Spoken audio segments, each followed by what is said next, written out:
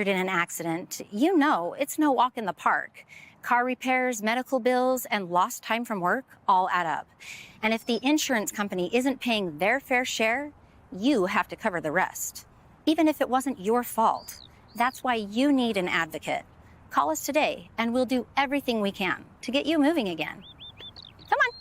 You deserve clear, risk-free advice to help get you back on your feet. You deserve an advocate.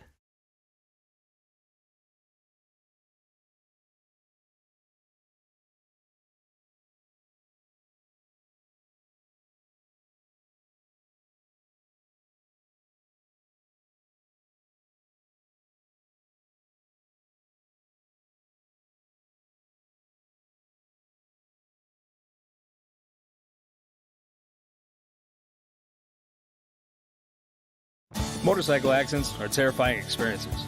You're hurt, and you need someone on your side who understands. Call the Advocates. They have over 20 years' experience with accident cases and have recovered settlements for hundreds of other motorcyclists. They can handle the medical bills and deal with the insurance company so you can focus on recovering and getting back on your bike. The Advocates are my motorcycle attorneys. You deserve clear, risk-free advice to help get you back on your feet. You deserve an advocate. If you've been injured in an accident, you know it's no walk in the park. Car repairs, medical bills, and lost time from work all add up. And if the insurance company isn't paying their fair share, you have to cover the rest, even if it wasn't your fault. That's why you need an advocate. Call us today, and we'll do everything we can to get you moving again. Come on. You deserve clear, risk-free advice to help get you back on your feet. You deserve an advocate.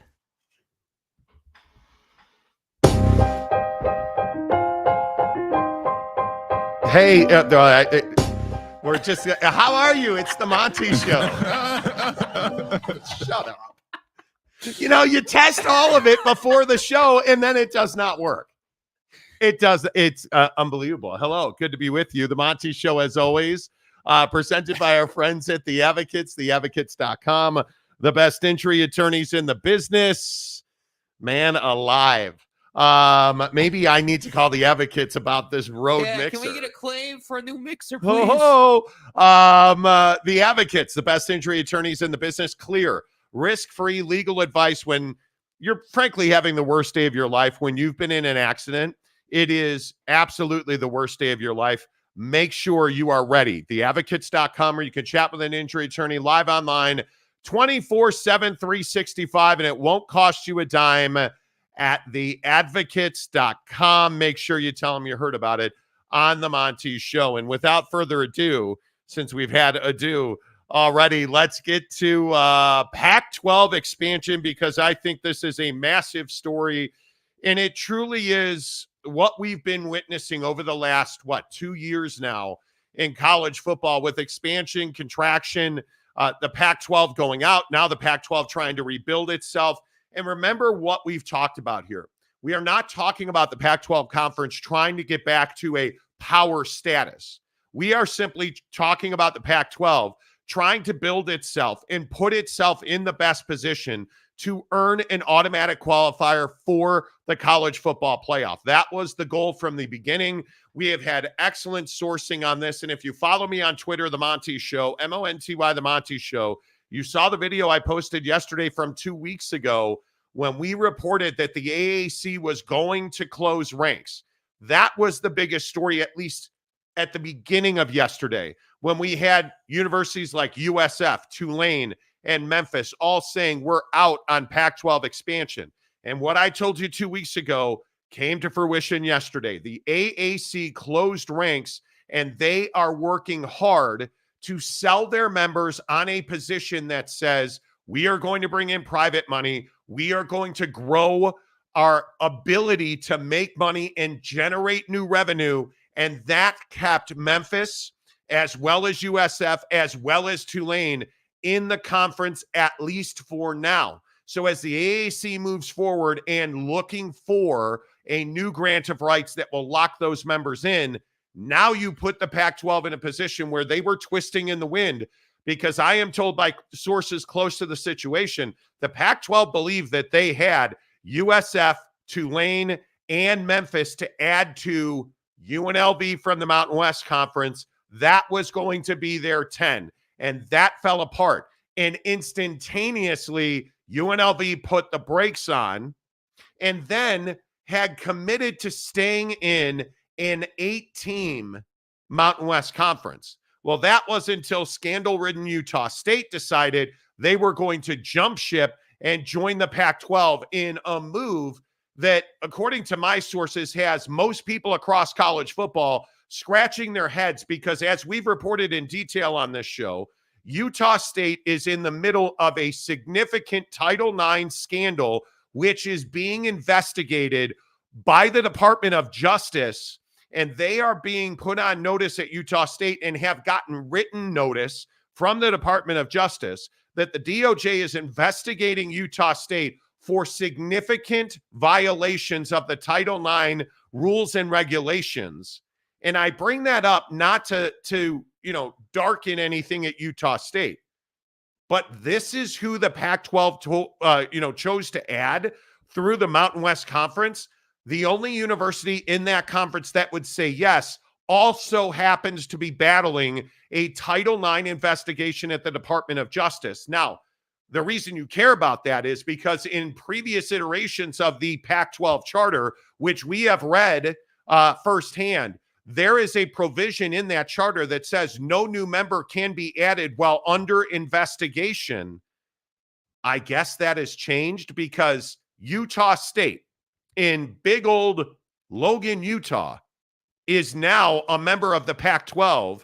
And Jake, I think it's shocking. And really the question that I would ask is, does Utah State represent a step forward for the Pac-12? No, I think it continues the trend of, hey, we're going to try to make the best out of what's left in the college football landscape. We're going to try and rebuild this conference, and we're going to try and, go and poach teams from these different group of 5 conferences. And we're just going to try to get the best that's available. And this has been my main concern for this situation and this effort since the beginning, which was, hey, there's not power conference talent available in terms of universities that would be interested in what you potentially have to offer or what you're selling. And so that means naturally you're going to have to go to the group of 5 and you're going to have to try to take the best available.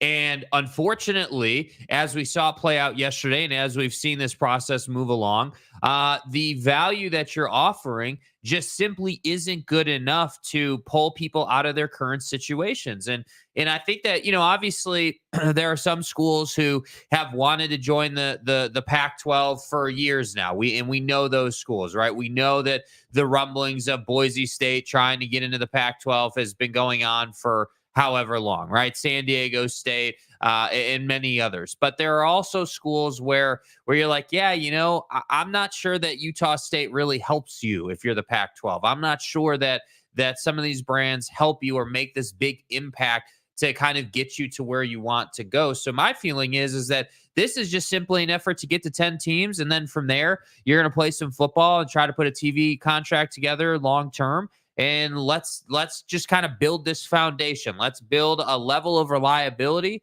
and then we'll evaluate. And I think that's all this is. And it is shocking to me that you would want to add Utah State, but what right? other choice do you have? Yeah, I think I was stunned by that because we've heard from multiple sources and close to both conferences that Utah State was a pariah because of this. It is a sexual assault reporting scandal in the football department.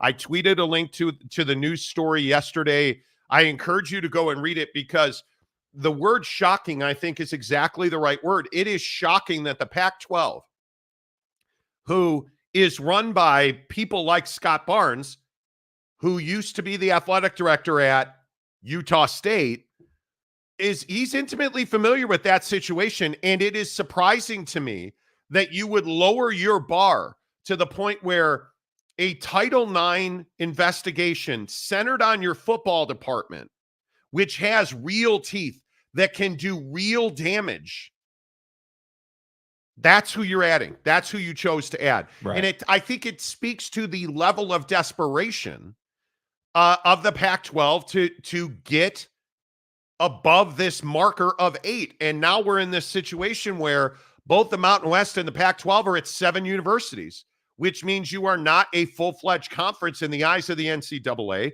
because you have to be at 8. And I think if you are the Mountain West, you have to do everything you can do to get UNLV to stay in the conference. And I think it is a very precarious situation. I have heard repeatedly from multiple sources just yesterday, if UNLV leaves the Mountain West, it is a death blow. There is likely no way to remain a conference if you lose UNLV. And I think if the Pac-12 gets UNLV, you're going to see a domino effect. I think the Mountain West is in real trouble. I think that there are not a lot of places to go. And frankly, I don't know that expanding with the Dakota schools, I don't know that you can reach across and try to find other options, because if you lose UNLV, you're going to lose Air Force. I don't know where you go here. This is scary times if you are the Mountain West. And what did I say several weeks ago? Not to keep saying I told you so, but we did a whole hour on this idea that the Pac-12 was in the middle of a hostile takeover of the Mountain West Conference. Right.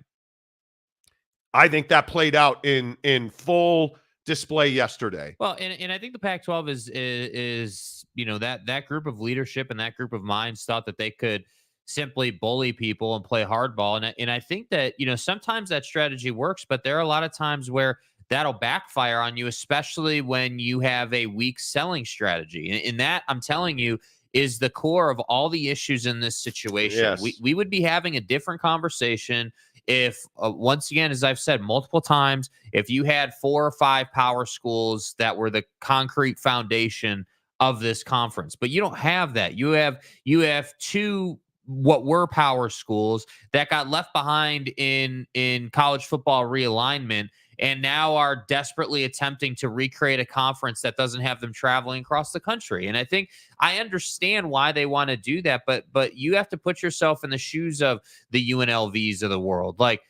You look at this Memphis and Tulane situation, ultimately, it doesn't make sense to be flying across the country when your situation's good right now. Like Tulane, without any help, has been more relevant on the football field in the last couple of years, and they've shown their grit and their wherewithal against power schools. They've done that. We've seen that repeatedly. So to me, I just look at this and I say, hey, you got to come with more value if you're the Pac-12, and I don't know how you do that. I don't know where that comes from or where you're going to create that. That's the hard part. Well, and I think when we're talking about what's next, you got to look at the FCS. And I think the thing that before we get into who in the FCS or where in the FCS, I want to remind you, the rules changed last year to go from FCS, which let's call it Division II, to FBS, which is Division I. It's $5 million minimum. That is a lot of money if you're North Dakota State, South Dakota State, if you are Weber State, if you are Sac State, Sacramento State. $5 million to then go and pay a minimum of $20 million a year in profit sharing. You think about the money that's involved in all of this. If you choose to play at the highest levels, if you choose to profit share, the money that we are talking about, it's $5 million just to show up to play a game. And then the infrastructure cost, the cost of insurance, the cost of humanity, the cost of a larger roster, the cost of more coaches, the cost of more tutors and infrastructure for players, health and well-being, safety, nutrition, training table, weight rooms, all of the money that you have to invest to compete at the FBS level that you simply don't have to spend at the FCS level makes jumping for Sacramento State a significant expense. We're talking about somewhere in the order of $50 million worth of an investment to go from FCS to FBS. That's a lot of money if you're the Dakota schools. If you are somebody that's in the Missouri Valley, that's a lot of money. And you start looking at the teams that are in the Big Sky who are targets. We're talking about Idaho. We're talking about Sacramento State. Are they capable of cutting a $50 million check? I don't know that is worth it. And I go back to the AAC situation. Is it worth it for Memphis, Tulane, and USF to go to the Pac-12 with no assurance that you're going to have a better TV deal, with no assurance that you're going to make more money, with no assurance that you're going to have a greater opportunity to get access to the college football playoff? The answer is simply no. So if you are the Idaho Vandals, is it worth it for you to then turn and go from FCS to FBS for the Mountain West or for the Pac-12? And I am here to tell you, I do not believe that it is. Yeah, and I think that, again, I think that's what's hard, is that it doesn't make sense for schools at this level to do it. But then it also doesn't make sense for schools who are already on your current level to do it. And so you're sitting here and a lot of people are speculating, well, isn't this just a thing where the Pac-12 has to, fake it till they make it, and then hopefully they can poach some ACC schools? And I'm sitting here saying, if your best strategy is relying on the ACC to melt down inside of 5 years, I think that's a really dangerous strategy, because I'm not confident that it will. And frankly, I think with the behavior out of Florida State and Clemson with trying to settle these suits because they're tired of paying all this money, it's trending towards it's not going to burn down. So that's why I keep saying, like, I think that looking at FCS schools, I think is very time consuming, and I'm not sure that it gets you where you want to go. Now, I'm sure I would agree with that. I'm sure there are some FCS schools who have been saving their pennies, putting together a fund so that when the time is right, they have the option financially to take that step should they want to. But is that where the Mountain West should go here? Because you're looking at now, I think it's $156 million that the Mountain West is going to rake in for exit fees and penalties, right? Which they are now turning around and redistributing. And this is I think this is pretty common knowledge, but I was told yesterday that this is their strategy of keeping schools. Hey, UNLV, here's a $25 million windfall for you. Hey, Air Force, here's a $25 million windfall for you. Because they're getting all of this money and redistributing it across their brands to keep the conference intact. Because if you lose Las Vegas in the Mountain West, you're done. Yeah. It's over. And I think that is the critical fight here. But if you're UNLV, you're not going to leave that type of money on the table and a reliable TV deal to go to a huge question mark in this new conference. And again, I point out UNLV has played this perfectly. We talked about this last week. I think UNLV has had a plan all along. And they have an invitation from the Pac-12. They have a commitment to sign a new grant of rights sitting on the table, which they have not signed. I am told neither is Air Force. And UNLV has played this perfectly. And to all my boys in Vegas, I understand you guys are nervous. Don't be nervous. I think UNLV is operating right now. And I think UNLV is operating at a very a level that is wise, that is thoughtful, and actually by being not in a hurry to jump, I believe they're being aggressive in their negotiations, because they understand if you're the last major market in the conference, you have leverage over both the Pac-12 and the Mountain West. Right. Yeah. And I think if you're the Mountain West, here's the other question that I would ask. And again, it was brought to me by a really smart guy that I talked to in TV, who said, how many universities at the FCF level have the facilities to compete in the Mountain West? Right. Because if you look around the Mountain West, you actually have some really good facilities in the Mountain West. It's not like you're playing in front of 5,000 fans. Who are you, UConn? Right. Right? It's not like you're UConn. You have good facilities. So the question is, if you look around the FCS, there's not a whole lot of universities that have the ability to compete, not only spend $50 million to bump yourself up, but, and I'll look it up, like look at Sac State. What is their anybody want to guess what their football stadium holds? Maybe 20. Maybe. Hornet Stadium has a seating capacity of 21,195. Yeah. Do you want a 21,195 seat stadium in your conference? Yeah, I mean, I think that's not a great look, but I also again, if you're the Mountain West, you're having to battle what you want or don't want versus what you have to do. I mean, your choices are no longer your own. I mean, you have to do what it's going to take to survive. And so, again, that's not ideal. You don't want 21,000 seat stadiums in the conference, but you also lost the major investment that Boise State made in their facilities, right? You're losing them. And so it's kind of this thing where it's like, again, if you're the Mountain West, and I think your point about UNLV is spot on with this, like whether you're the conference or you're a university, you have to measure, hey, how much of a step back is the Mountain West going to take here with these schools leaving versus how much do we value that $25 million windfall that we're going to get and keeping the current TV deal that we have in place and keeping some semblance of reliability. Because again, I can't emphasize this enough. The margins for these schools are not wide. They are tiny margins. And the changing and going to something that's unknown, I think is a very dangerous game to be playing if you're UNLV or Sac State or, whoever. And then there's one other school that nobody's thinking about. And it's not Gonzaga. Because I think I've been doing a lot of digging on why is Gonzaga willing to join the Pac-12 but not the Big 12? Gonzaga. Because Brett Yormark likes Gonzaga. Right. I like Gonzaga. And I respect Gonzaga a lot. Gonzaga. Right? It's Gonzaga. I'm just having fun. I know it's Gonzaga. Don't lose your minds, okay? It's a joke, all right? Thank you.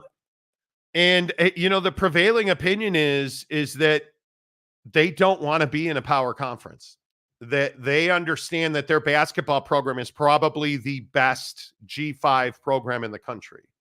And I would agree with that. If outside of UConn, and I don't think anybody views UConn as a G5 program, I would agree that in smaller league basketball, I think Gonzaga is the best team in the country. Why? And we have talked about this, and I think you brought this up. Why would you leave the comfort of the NCAA tournament to go to the Big 12? Yeah, well, because it doesn't make you more money. Well, I think, going to the tournament, obviously, just like for like, doesn't make you more money. But I think the thing, if you're in the Big 12, is Gonzaga a lock for the NCAA tournament? I mean, it's obviously a different conference. It's obviously a tougher slate, but I think that. A tougher slate. I think that Mark Few and Gonzaga have a very strong basketball program. And I think that let's say you miss the tournament one year. Well, that's going to be made up with the TV deal. And I know you're not getting a full share in the Big 12. I understand that. You're getting a half share, but even a half share, you're still pushing 18 mil, 15 mil, somewhere in there. So I understand that you have the free pass in your current situation every year, and that's fine. But at some point, it's going to be valuable to be in a power conference, and you can't let that opportunity pass you by. In the WCC, the West Coast Conference, you have won the regular season championship in 2013, 2014. Gonzaga, 2015, 2016, 2017. Do I need to keep going? 18, 19, 20, 21, 22, and 23. Every year. The tournament champions, 2013, 14, 15, 16, 17, 18, they lost in 2019. 2020, 1, 2, and 3. Your auto bid into the NCAA tournament. You're getting those tournament shares. Join the Big 12. I don't think Gonzaga makes the tournament with that kind of certainty every year. It will cost them money. It will cost them money to join. And I think the money you lose not making the NCAA tournament and playing multiple rounds and not going to the NCAA tournament, that's not an option. And I think that's why I agree with the folks that I've spoken to who say they don't want to miss the NCAA tournament even once. Right. And I agree with that.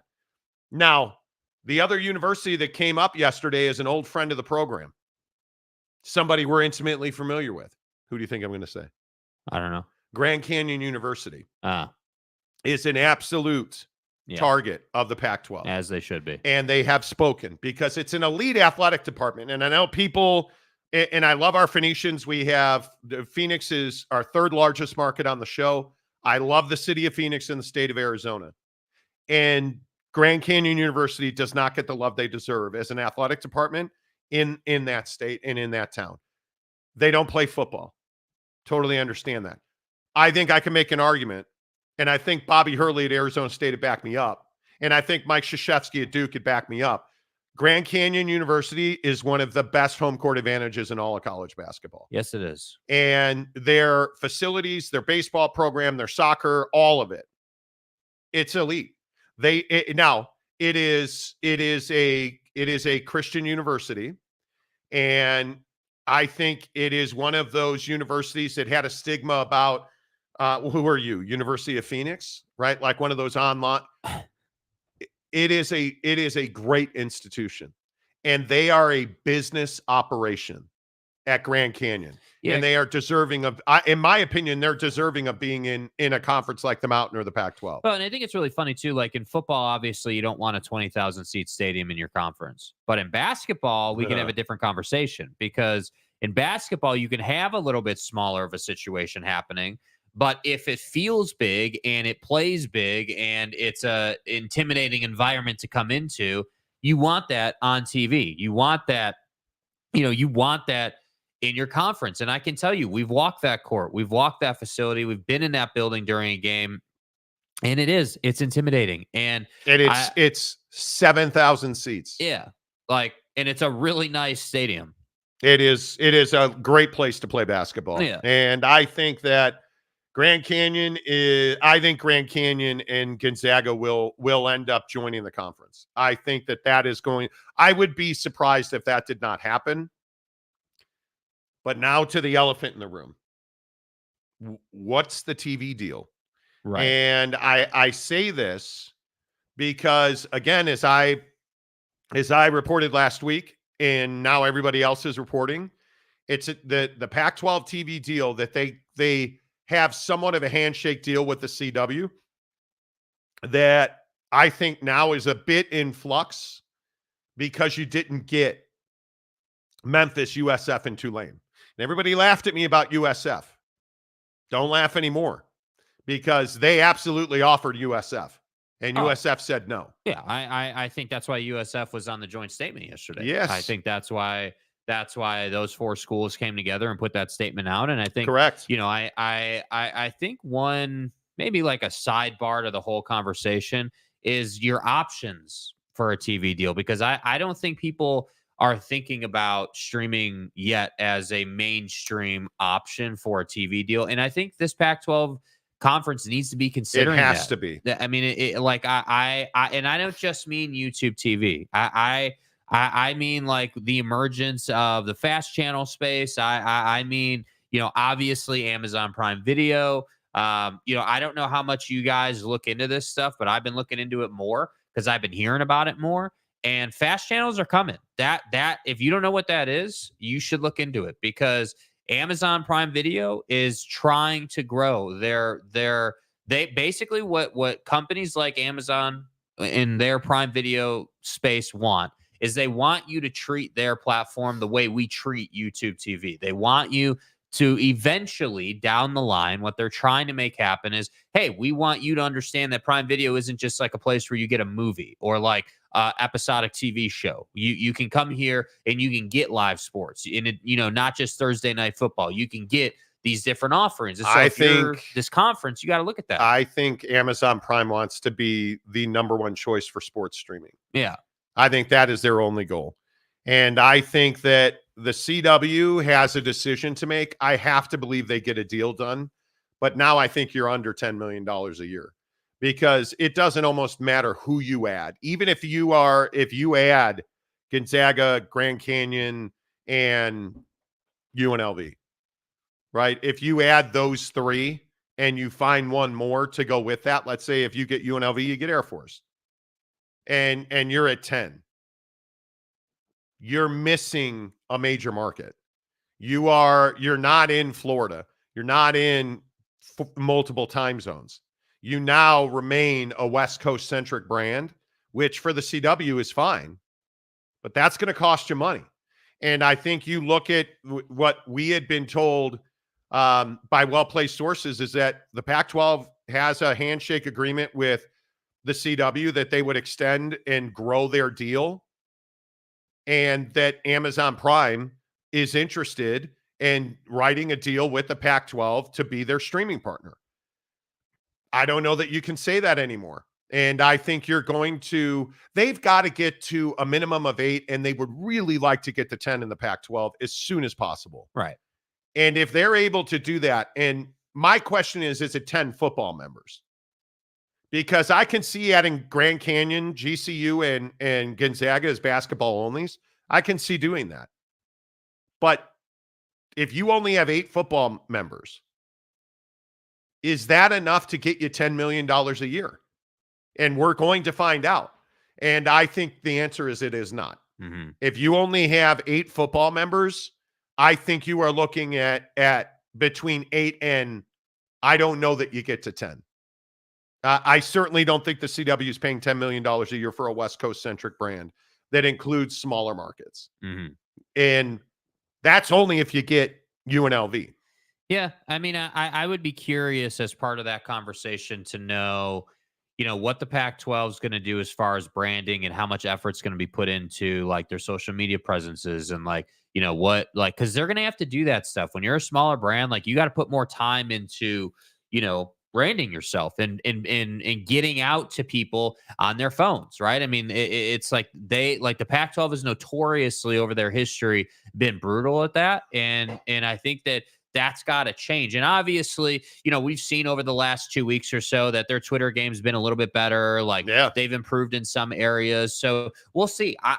My main point is that at some point there will be a TV deal that gets done that no longer includes, networks per se. It more just is like, hey, if the home of Pac-12 football or Pac-12 athletics is Amazon Prime Video. The home of this is here. Like that's where I think we're headed. And I'm curious, how much of that, when you talk about them not being able to get 10 a year, is that 8 from the CW and 2 from Amazon? Like, is that what we're talking about to try to get to 10? Like, that's what I think is interesting. Yeah, I think that's a very interesting. There's a lot of unknowns here. I think I don't believe it's a $10 million deal. I don't believe it's a $10 million deal. And I think that it is certainly going to be interesting to see how are you able to play yourself into a spot where you can leverage it. I think that's what it comes down to. All right, let's get your comments in here. As always, our comment section is presented by PrizePicks. PrizePicks, the best daily fantasy app in the business. You guys use the promo code Monty, M-O-N-T-Y, Monty, to earn yourself that bread. You deposit $5 into a new PrizePicks account using the promo code Monty. They're going to give you 50 more. You can play the entire football season unless you're me and you lose constantly in football. Yeah. Can baseball never end? Because I would just like to point out that I am kicking ass in baseball. I hope you all get on board. I told you that the only guy you needed to know about, I don't know why I'm talking in this accent. I told you the only guy you needed to know about last night was my damn left fielder, Kyle Schwarber. Yeah, Schwarber. Now, you and I went different avenues. Right. Frankly. Right. Here. Marty. I took Kyle Schwarber for half a home run. Of course I took more. He was playing the Cubs. Duh, idiots. Duh. So I went half a home run and he hit more. Uh-huh. How did you play Kyle Schwarber last night? Went more than 1.5 hits, runs, and RBIs. And of course he went more because he hit a bomb. Are the Philadelphia Phillies capable? I guess that's a stupid question. Can they win the World Series with this club? I mean, I think they're capable. Yeah, I think they're in any series they're playing. I also think, just like any other sport, baseball is very momentum based. I mean, typically in the playoffs, you have teams that might be really talented but are playing bad baseball. They just happen to be in a lower point of their season as a squad, and so they get bounced in the playoffs. So I mean, again, it's this whole thing where I think, what do we have, like 5 games left in the 5 days left in the season here, whatever it is, like. You are trying, all you're trying to do at this point is rest your arms and play decent baseball. That's all you're trying to do. Well, looking at the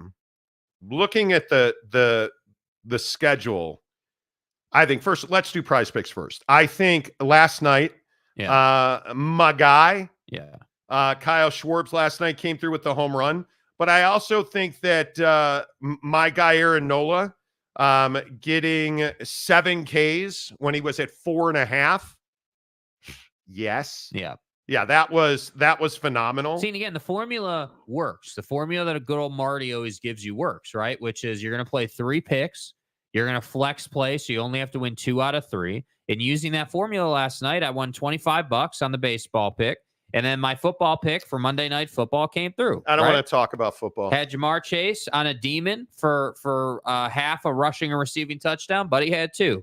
Jaden Daniels, more than 198.5 passing yards. Clearly, he had more than that. And then, of course, Zach Moss having 1 rushing or receiving touchdown. $20 flex play, 1 all 3. You win $60. So if you just play 2 out of 3, you're going to win a lot of money. Yeah, and I lost everything on football. I mean, everything on football last night. Ridiculous.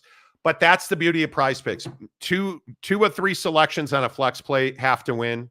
Now, Seiya Suzuki finally let me down last night for the first time in like 6 weeks. I had him at 3.5 more hits, runs, and RBIs. Nah, bro. Right. Nah, bro. That did not happen. But I still won. On a $25 flex play, I still cashed because I got 2 or 3. That's the beauty of PrizePicks. And again, Caleb Williams, half a yard passing is the promo in the NFL this week. It is super easy. Hook it up. Download the PrizePicks app on your phone. Use the promo code Monty.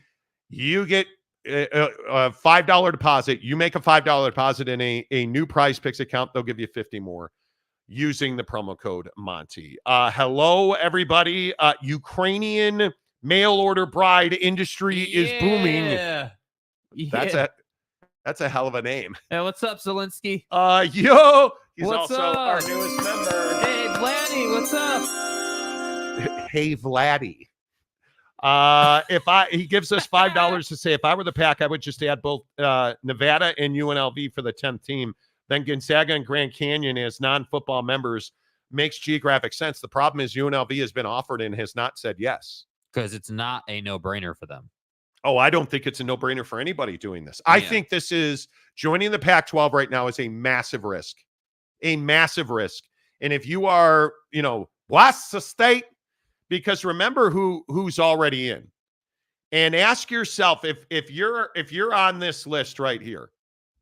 If you are on this list and you are Boise State, Colorado State, Fresno State, and San Diego State, and you're the newest members, do you feel like you made a good decision today? Now that Memphis, Tulane, and USF have said no. Do you feel like you've made a good decision here? I don't think you can say that because the other school that I heard about yesterday was Rice. Is Rice worth fighting for if you are the Pac-12? No. I don't know that they are. If we're being honest right now, Rice is not going to leave the AAC to join the Pac-12. That seems like it's out the window now. Right. And if you look at the universities that have committed to staying in the AAC, you don't have a play here. In the state of Texas, I don't believe you have a play here.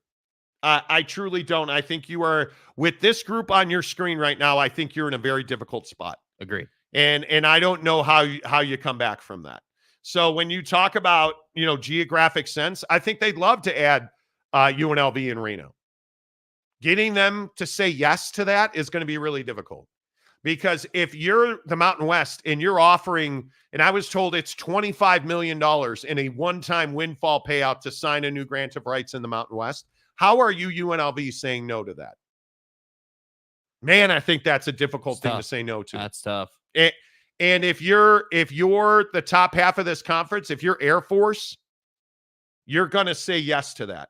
Because again, look what's left in the Mountain West, folks. It is San Jose State. Is that worth fighting for? Probably not. UNLV, Hawaii, and I think Hawaii is a football member only. Nevada, Wyoming, Air Force, and New Mexico. And now New Mexico becomes a huge, because again, what are we talking about with New Mexico? A 30,000 seat football stadium. The problem is New Mexico doesn't win football games. New Mexico doesn't go to major bowls. Right. New Mexico does not compete at a high level. And if you had gotten UTSA and Tulane, New Mexico made sense. If you weren't able to get Memphis in South Florida, New Mexico made sense. Do they make sense now? If you're the Pac-12, yeah, I don't think they do. I don't think they do. And if you're New Mexico, why are you leaving the comfort of the Mountain West to go to the Pac-12? Hey, you're not. You're not. That doesn't make a lot of sense. And I think if you're the Mountain West, you're going to fight for New Mexico now. You have to. Right? Joseph Lueras for $5. Well, look at that. Tell me why New Mexico is not in. Top 50 markets, same winning percentage and more bowl wins than Colorado State over the last 10 years in football. Average $15K per game for basketball. Yeah, but let's not spin this. Colorado State's more relevant than New Mexico is right now. I don't think there's any question about it. I don't disagree with what you're saying there with bowl wins and numbers. I don't disagree. Numbers are numbers. They're undisputed. But when you talk about relevancy and momentum and trying to create the best situation here and today, Colorado State's clearly more valuable than New Mexico would be right now. And I think that's tough. I don't like saying that, but I do think it's true. And you know, again, just like you said, I think if you're the Mountain West, you're fighting tooth and nail for New Mexico. You need that. Like you got to keep them. Yeah, I have a hard time believing, and again, this is just me, I have a hard time believing that New Mexico is a difference maker. And I know you don't love that. I understand that is something that you're probably going to be frustrated about, as I text with people during the show, which is completely rude, and I apologize. But I don't think you get to have it, you know, both ways. And this is, you know, with all due respect, like I've taken a ton of heat on the show for saying this multiple times over the last year, said this during the Pac-12 situation, saying it now. If you're not relevant, if you're not winning with the opportunity you're given, right? Like, so if you're not winning on scale, if you're not dominating the current situation you're in, and you're not relevant, and people aren't like, oh yeah, hey, New Mexico, yeah, probably not in. Yeah. Oh, Colorado State, yeah. You guys remember that matchup last year where they beat the hell out of Shedeur on the sideline, and then he was out, and then remember this year when Shedeur wouldn't shake Buddy's hand, and then like they're in the cycle. Like people are talking about I agree. them. Like people know who Jay Norvell is. People know that program. And so when you talk about relevancy, like they may not be winning or beating Colorado regularly, but they're in that game and people want to watch, and it produces good viewership, which ultimately, as we're finding out with Colorado, may be more valuable than wins right now, given your situation. So again, with all due respect, I just don't think that New Mexico has that kind of water, man. That's not, they just don't. That's just how it works. And I texting with a TV guy that's watching the show, like I think it's a salient point. How much does your stadium hold? I think if you're the Pac-12, you've already ingested small stadiums. That's why I don't know where the Pac-12 goes here. Because isn't the Pac-12 putting themselves off as, hey, we're building the biggest, baddest G5 brand in the country? Well, what other choice do you have? You don't have a way to say, hey, yeah, we're a power conference. And I agree. That's why I think the strategy maybe always was, and maybe we just didn't recognize it initially. Like when I say we, like the public, like the greater media didn't quite understand it. I think now more than ever, it's very clear that they don't really have another route. It's right now, my feeling is hey, we're going to build this foundation. We're going to get 10 teams together. We're going to build our bottom line here.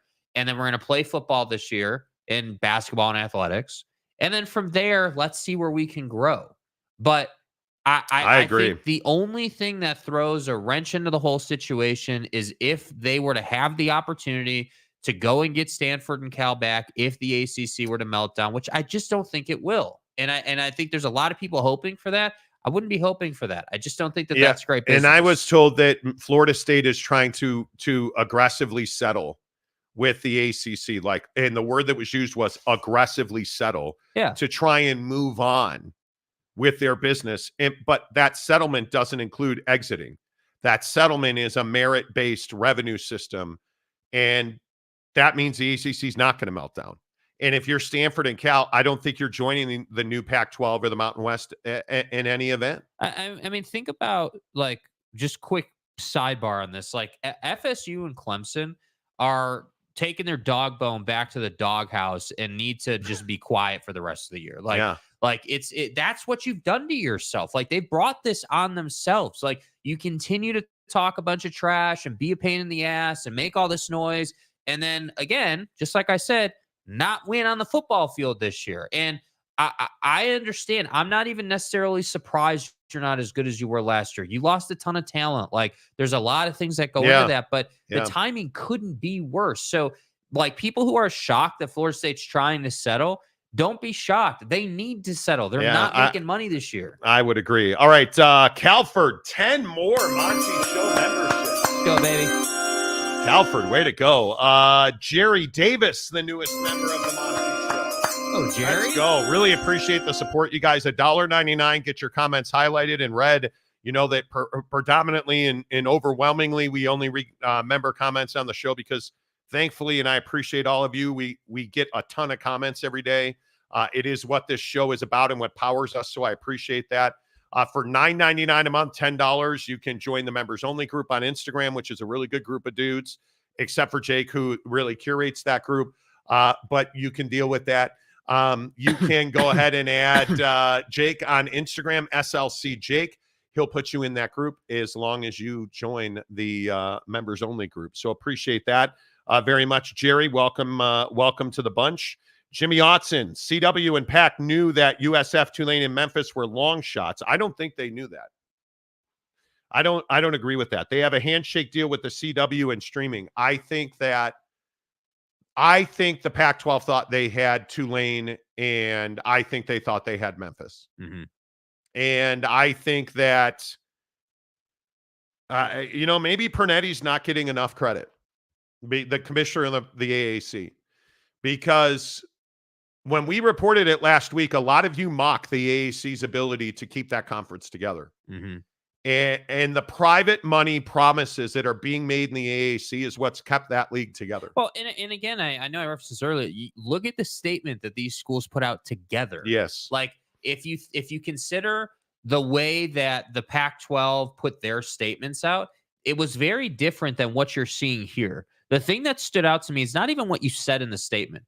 Just visually look at this. You're sending a message of unity with how this statement looks. Hey, all four logos at the top. We are the American Athletic Conference. That's cool. Whatever you wrote in tiny letters there, nobody gives a damn about that. We're looking at the top right there, and you saying, hey, we're together, we're unified, and we're not leaving this conference for something that is being, sold to us as this new car smell that frankly doesn't have a lot of ways to justify, that it's greener pasture, that it's a better place. I love doing this. Look at the flex we have on this crap. We told you that it was UTSA and Tulane and South Florida and Memphis, and how much crap and flack did we catch? You don't know anything about football in the state of Texas. What do you know? This is a Big Ten show. Oh, that feels good to look at that. The Big Lubbock. Hello. Did you know Texas Tech is 8-2 when Taj Brooks rushes for at least 100 yards? I had no idea. Does it make you feel better looking at those numbers after you watching your football team this year?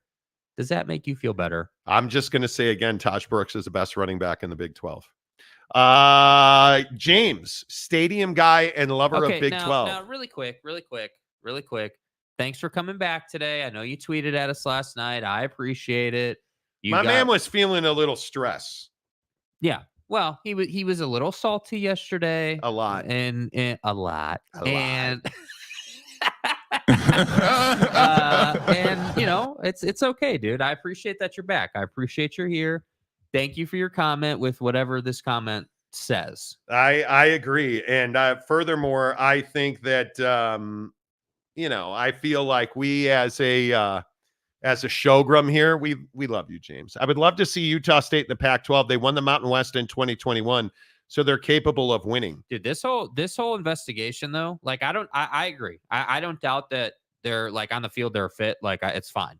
Like they're definitely a fit. But this whole Title IX, you know, investigation that's going on, I'm curious how they're going to spin adding Utah State, because we know that the original bylaws in this Pac-12 said that you can't add a member that's under investigation the way Utah State's under investigation. So a lot of people think, hey, they're going to create new bylaws. They're going to create a new set of rules that permits adding a school in Utah State's position, which is fine. That's fine if you want to do that.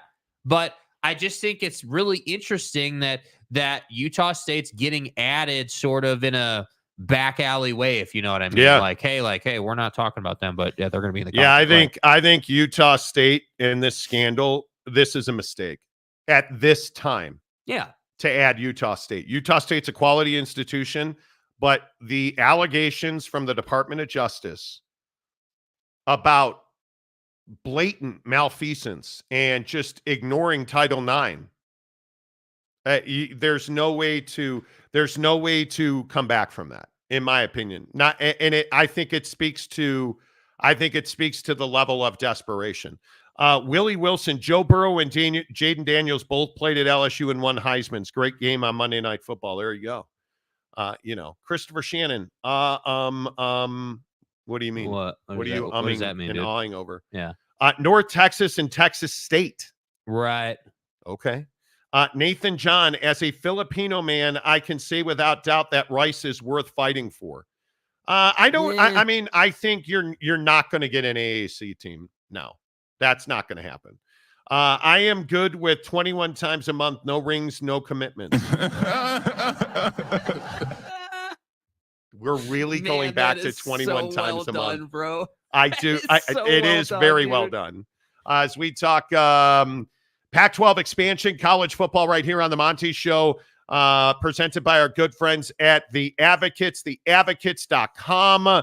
When you're in a pinch, friends, make sure that you are ready. Make sure that you are prepared, because when you need an injury attorney, it is usually one of the worst days of your life. That's why you go to The Advocates.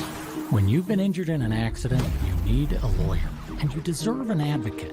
Insurance companies don't always play fair, but we can keep them in check. Most cases settle out of court, but we'll take your case to trial if necessary. You deserve an advocate. The Advocates at theadvocates.com. Clear, risk-free advice. And the best part about The Advocates at theadvocates.com, you never pay a penny out of pocket. In fact, you don't pay The Advocates unless and until they win your case. Let's roll through some comments. Oak State James, I didn't tell you yesterday I was driving back to Texas from Kansas and it poured. I had to stop several times. I got home at 7:30 on Monday morning. Dude, when you're driving, like, you know, like when we drive down to St. George, let's say, when it rains, man, in those wide open spaces, it really opens up, man. Yep, totally agree. Justin Bemis, FSU wanting a merit-based raise, wouldn't they owe the AAC money this year? Seriously, I think it is. Well, ultimately, I think they got what they wanted, right? I mean, it wasn't the genesis of the whole issue that you were making the conference all this money, but you weren't getting your fair share? I mean, what have they all agreed to? Hey, we're going to we're going to divvy out distribution based on performance.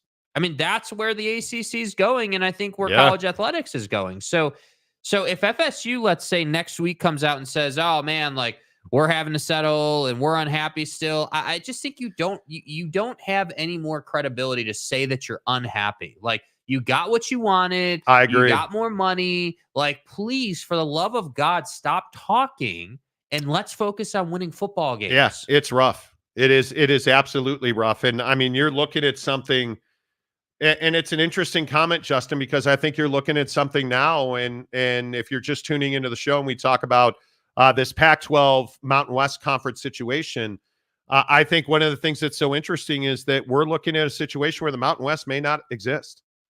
I mean, if you lose UNLV, this league is done. Right. This league is done, and disillusion and folding is a real possibility at that point.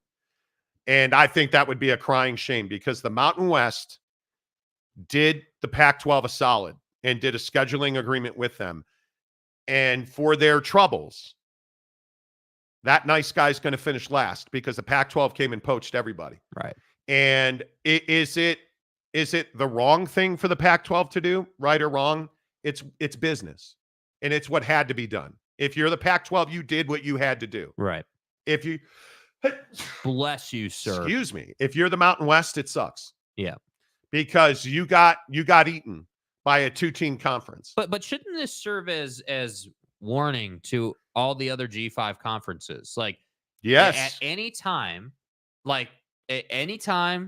anywhere, there's a chance that your conference will get eaten alive by a power, or what wants to be a power conference, trying to expand or put itself back together, or whatever the given situation is, right? Yes. And I think that is the lesson that I would hope that other conferences have learned, that, hey, it's dangerous to try to negotiate with power conferences and power schools. Old friends come back to haunt you, because again, and if you're just tuning in, by the way, we'll get to NFL in 5 minutes.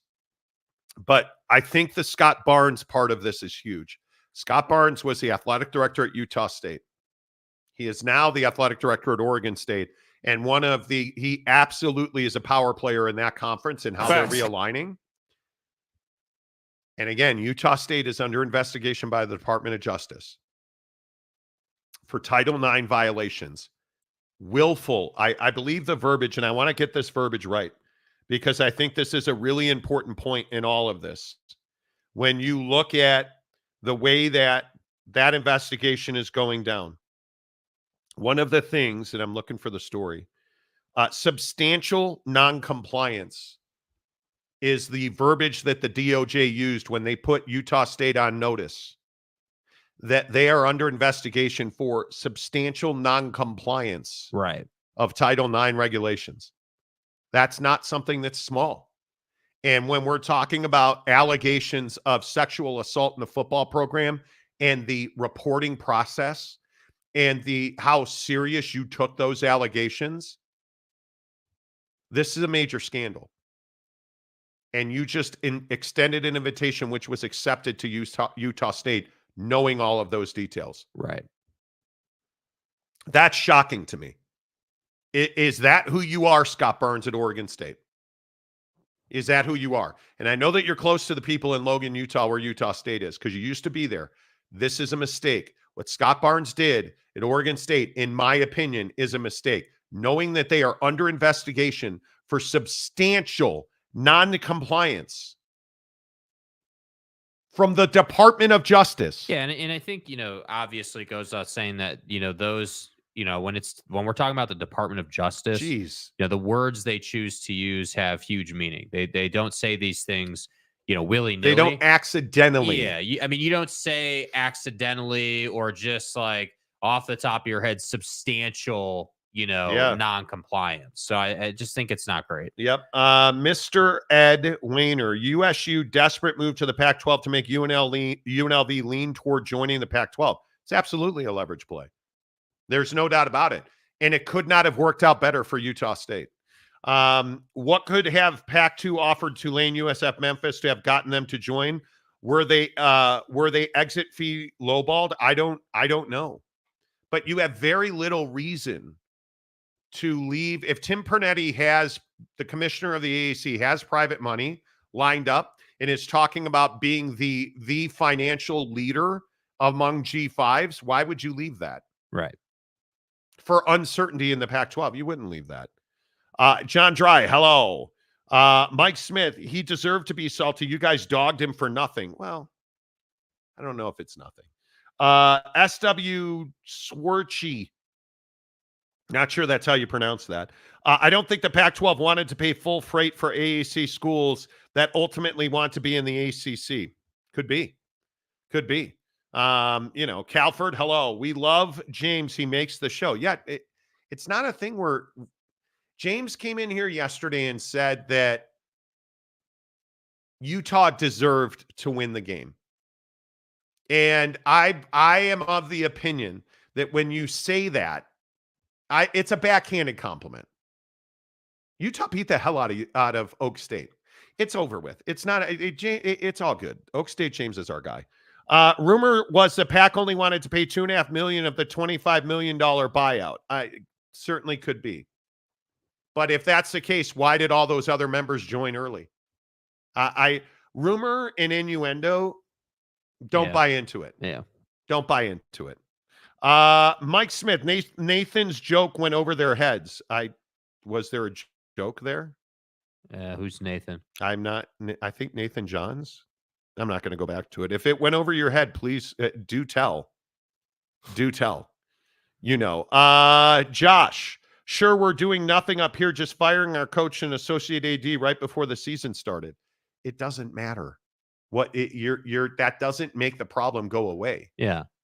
What you're saying is that athletic administration and leadership violated Title IX in a significant manner enough that the Department of Justice is investigating. And I think that's what's difficult. Like, it doesn't, again, your actions at this point are inconsequential. Like, the investigation is going to happen. Yes. And you're going to have to deal with that as an institution. And I think that's what makes they're accepting an invite to the Pac-12 thing so perplexing, because it has nothing to do with your ability on the football field, that you're a fine fit with all these other schools. Clearly. Yeah. It's more about like, hey, public perception wise, you just added a school that's being investigated by the Justice Department, bro. Like, that's not a great look. A big deal. Yeah.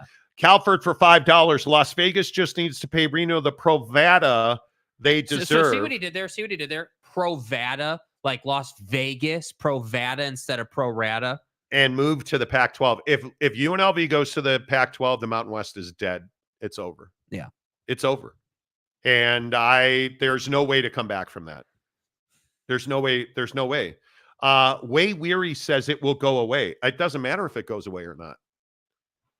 This investigation, do you guys understand that we're talking about the most serious allegations that can be leveled against an athletic department or university are Title IX?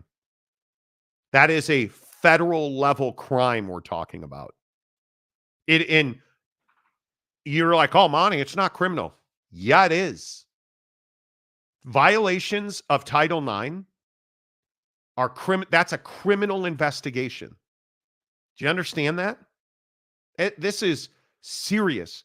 We are talking about, and again, I will retweet it so that it's at the top of my stack because I want you to go and read it. The Deseret News did a really good article on the headline, and I'll even screenshot it so you can see it. This is no game. Yeah, you understand that when the Justice Department is involved, we're not talking about like someone didn't get the same amount of playing time, so they can't afford a nickel for their family, right? That's not what we're talking about. We are talking about the way that sex crimes, and accusations were handled by the football department. In a letter to Utah State, the DOJ notes, quote, alarming evidence of pervasive sexual hostile culture and climate within the football program. So when you talk about, hey, Logan, pervasive, Utah, that means a large, regular way of doing business. Pervasive. Yeah. And you just added them to the Pac-12. And it matters. Note the date on that story, September 11, 2024, 10 days ago. I mean, you guys, this is not something to just gloss over. And I understand people in Logan got on me yesterday on Twitter over this. I'm sorry. It's not something you're just like, no big deal. Yeah, so they had a pervasive culture of sexual assault and not taking it seriously. No big deal. DOJ, not NCAA, is exactly right. It's the DOJ, bro. Like, it's not. Yes. This isn't a game. Yeah, this is not a game. Yeah, this ain't a game, dude. If scandals matter, Penn State would have gotten the death penalty. Well, I mean, they got hammered. But again, stop talking to me about NCAA. That's NCAA material, right? Hey, we're gonna take all your championships away. You're not gonna be able to play anymore. That we're not talking about that. With all due respect, man. Yeah, we're talking about sex crimes that the federal government is investigating. Yeah. Title IX allegations can cause a school to lose the ability to accept federal funds. That means no federal student loans or Pell Grants. Yeah. Pell Grants powered me through college. I mean, it is. Yeah, DOJ is way worse. Yeah. You don't want that. And my friends at Utah State, again, I have great respect for you guys. I have great respect for you.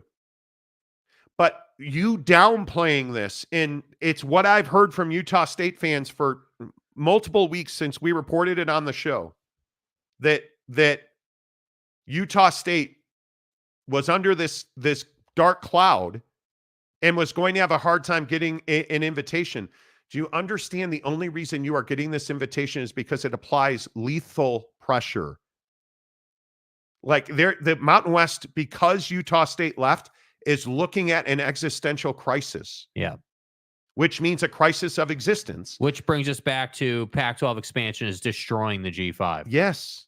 This is a big deal. And I would also point out, anytime 3 letters are investigating you, it's not a good thing. 100%. DOJ, IRS, DEA, FBI, like. You don't want that. Yeah, you don't want that.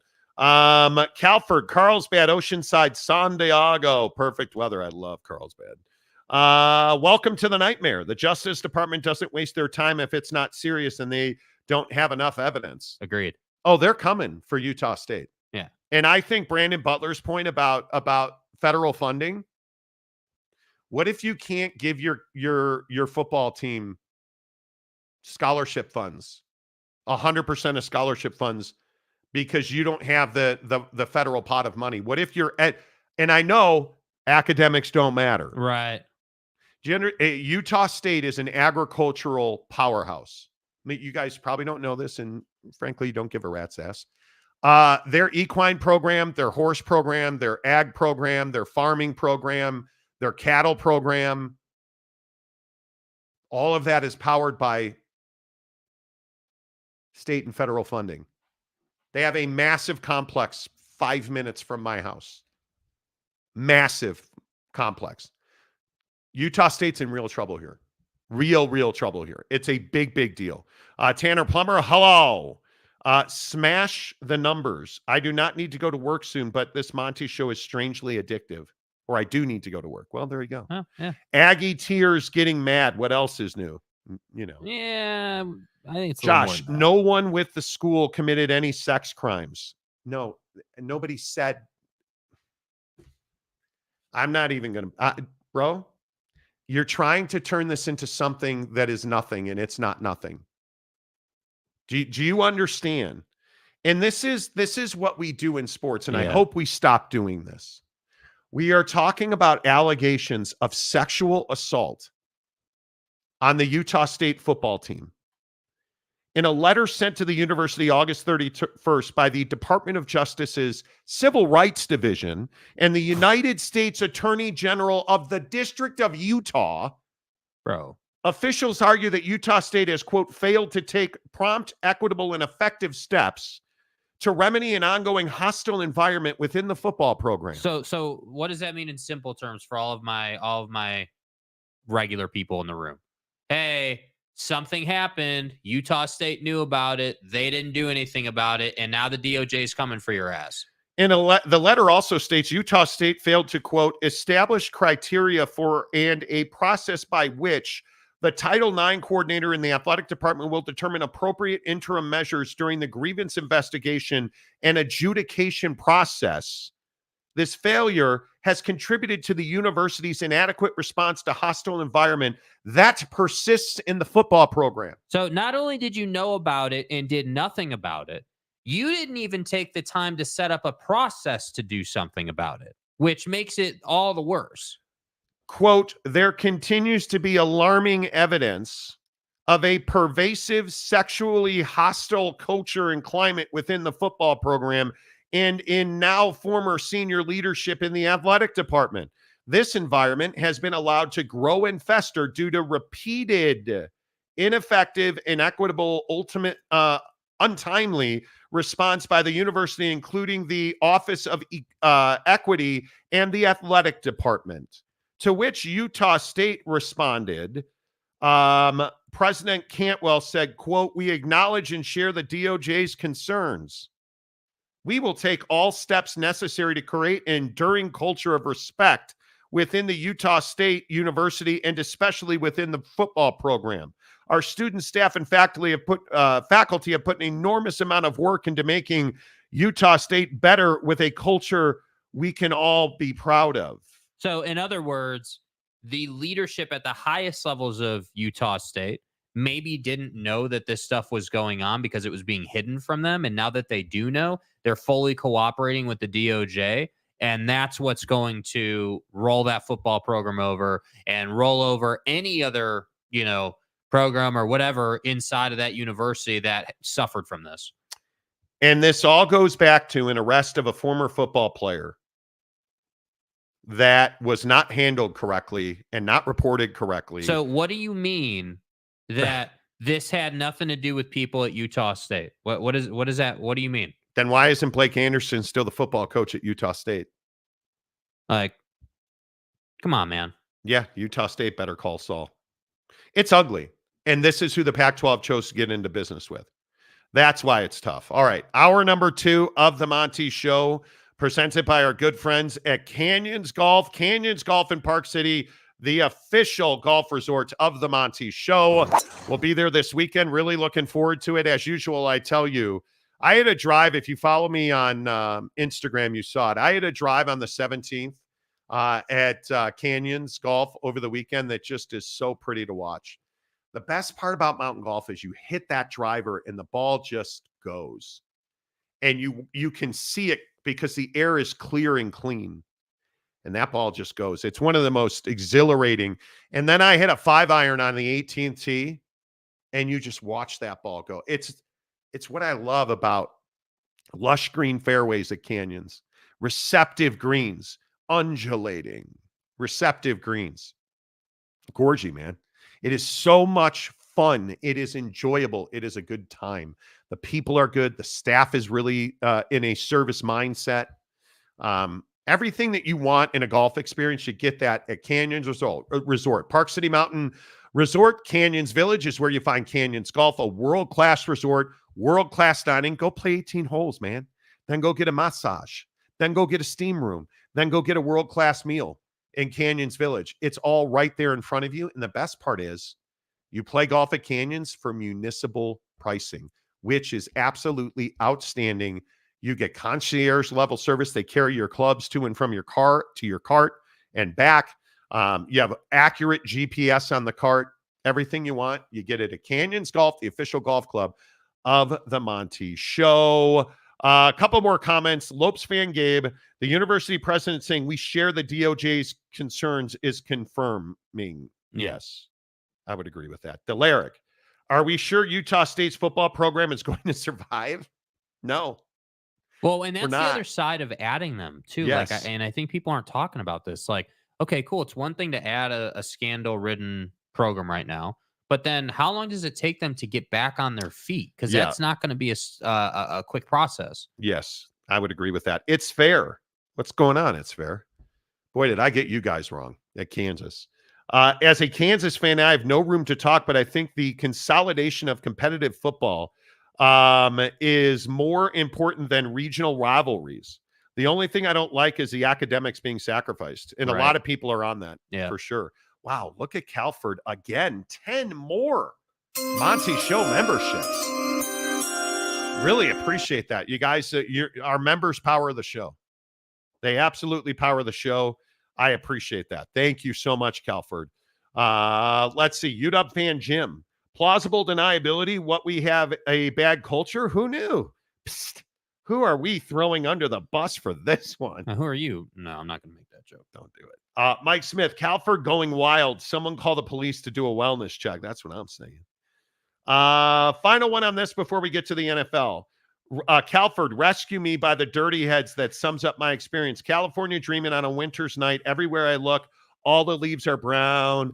All the leaves are brown. And the sky is gray. And the sky. I should stop. I miss California every day. I miss it every single day.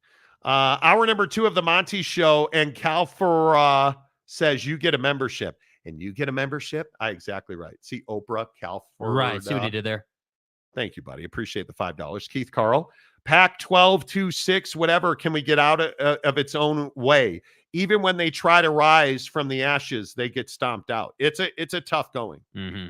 It's a tough going, is what I would say about that. All right, let's switch gears, talk the NFL right here on the Monty Show. What is real through week 3 of the NFL? What is real? And I am amazed. First of all, do we like 2 games on Monday Night Football? I don't love it mainly because I didn't watch 2 games last night. I watched 1 game last night, and no, it wasn't, Trevor Lawrence embarrassing himself again. It was not that game. It was Daniels and company doing their thing. That was the game I watched, and I also feel like I don't know how I would even describe it. Just the feel of one big game on Monday night. Looking forward to that one marquee, iconic matchup is something that, I think might be lost a little bit. Like, I understand from ESPN's side that, hey, like, we're going to have 2 games because we want as much viewership as possible. But at the same time, like, I legitimately, I did not watch a single play of that Bills game. It's an uninteresting matchup. It's not compelling, and it doesn't help that the Jags are just awful in that game, just terrible. Like, I think they dropped 40 something or 50 something on them. Like, that's awful, bro. And I'm sitting here watching Daniels absolutely ball his ass off last night and confirming what I said yesterday on the show, which was, hey, I like the Commanders in that matchup. And I'm not even a Commanders fan, but I think they're playing good football right now. And, I'm watching this game last night, and I'm sitting here like, yeah, Joe Burrow's hand and wrist situation looks better. Like, he's delivering a better ball, but that defense is just awful. And Zach Taylor needs to figure out how to get that defense back on track, because it's cool that, you put up 30 something points, but you gave up more than that and lost the game.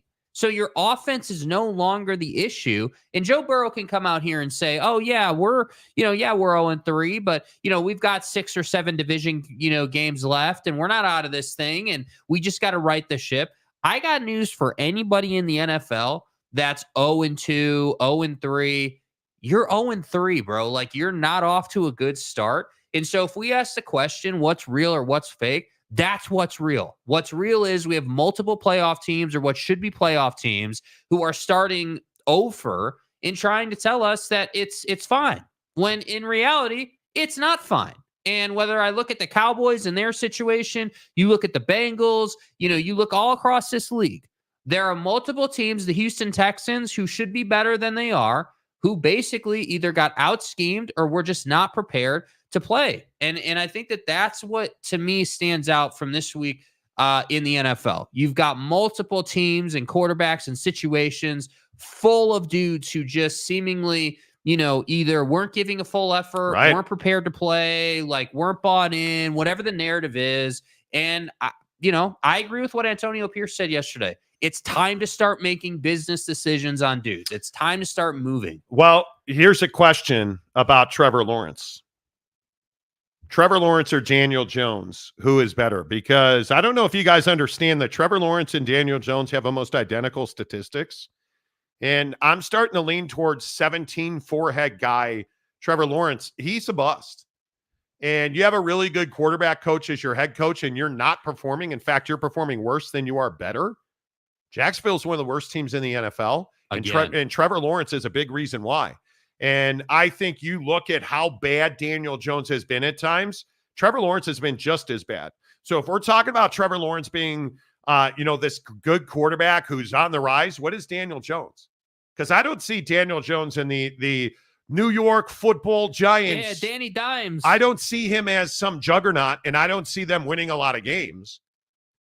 Yet he's trash, and Trevor Lawrence is treasure. I think Trevor Lawrence is a guy that we need to start looking at. And frankly, if we go up and down the list here of NFL quarterbacks and what's real and what's fake, if it is Justin Fields with the Pittsburgh Steelers real or fake? I think that's real. I think some of those throws he made. I think some of the decisions he made were good decisions. Now, I'm not saying that he's best in the league material, but what I am saying is that, this question of should they go back to Russell Wilson or should they stay with Justin? I'm staying with Justin 100%. 100%. I think this kid has earned another start. And that's how, if I'm Mike Tomlin, I'm going about this. Start by start, game by game, matchup by matchup. If Justin, repeats that level of performance, comes out, has another good week, okay, you're going to start again. But if you falter and you look like trash and you throw 4 interceptions in a game, then we'll make the switch. Deshaun Watson, the problem or a problem with Cleveland? Because I think he is a problem. Mm-hmm. And yesterday, a lot of Clevelanders lost their mind on me about this on Twitter. I'm telling you now, he's not what's right with the Cleveland Browns. But Deshaun Watson's not the problem. He's a problem in Cleveland. The offensive line decimated by injuries. You don't have a number 1 running back currently healthy or able to play for you. And I actually think Deshaun Watson was the only reason you were competing on Sunday, because I actually thought it was one of his better performances. Deshaun Watson's a problem, but not the problem for the Cleveland Browns. And I also think if you're somebody saying that it's all on Deshaun, are you not talking about Amari Cooper's inconsistency? Are you not talking about the drops? Are you not talking about the lack of ability to get open? I mean, this is a guy like Amari Cooper's a really interesting case in the NFL of somebody who was just an absolute savage in the league and then kind of disappeared, kind of just sort of fell off the radar and has come back to life with the Browns, but not the same guy. And so I would agree. Deshaun is a problem, but not the problem. Absolutely. Yep. And then I think we've got to talk about the San Francisco 49ers because, again, if it can go wrong, it's gone wrong. Mm-hmm. Just out of nowhere. I'm just chilling in the cut yesterday, watching some press conferences, keeping up with NFL news, getting ready for the show today. Brock Purdy had an MRI on his back. Bro, what are you talking about, man? Wait a minute. Are we hearing that right? Brock Purdy has he's on the injury report with a sore back. He had an MRI on his back. Brock Purdy had an MRI on his back. Yeah. Just out of nowhere, all of a sudden, Brocktober has a back injury that required an MRI. Oh, no big deal. He's fine. The MRI came. I love that Shanahan in his press conference, like, yeah, he's got a sore back. The MRI came back clean, but have you guys seen that Fred Warner's a great linebacker? Hey, did you guys see what good old Juszczyk over here did for us this week? I'm sorry. I thought you said Brock Purdy had a back injury. Right. Out of nowhere, all of a sudden. And that, if you're a 49er fan, this should be terrifying. Shanahan said that Purdy is dealing with a sore back after the loss to the Rams. He's day-to-day. The news, if that was not worse enough, then we find out that Christian McCaffrey is not in Santa Clara or San Francisco. He's in Germany getting a look at his problematic Achilles tendon. In other words, hey, how many snaps can I take before I pop this Achilles? He is visiting with a specialist in Germany. Christian McCaffrey, who has not played yet, is visiting with a an Achilles specialist in Germany, which means he's probably going to get a radical treatment of some kind, or a treatment that is not either authorized or well-known here in the States. And that should be terrifying, because that tells me that he's not dealing with, his calf's a little sore, Monty. Who are you, Kevin Durant? This is it. This is turning into a big deal now. And now George Kittle with a hamstring. They're hoping that he practices this week. Yeah. If it can go wrong for the San Francisco 49ers, it's gone wrong. Now, here's the good news, the way I see it with the schedule. So you're going to play a really bad Patriots team this week. That should be a win, even with all the injuries. That should be a win. Javon Hargrave is a huge loss for them. Yeah. With that torn pec.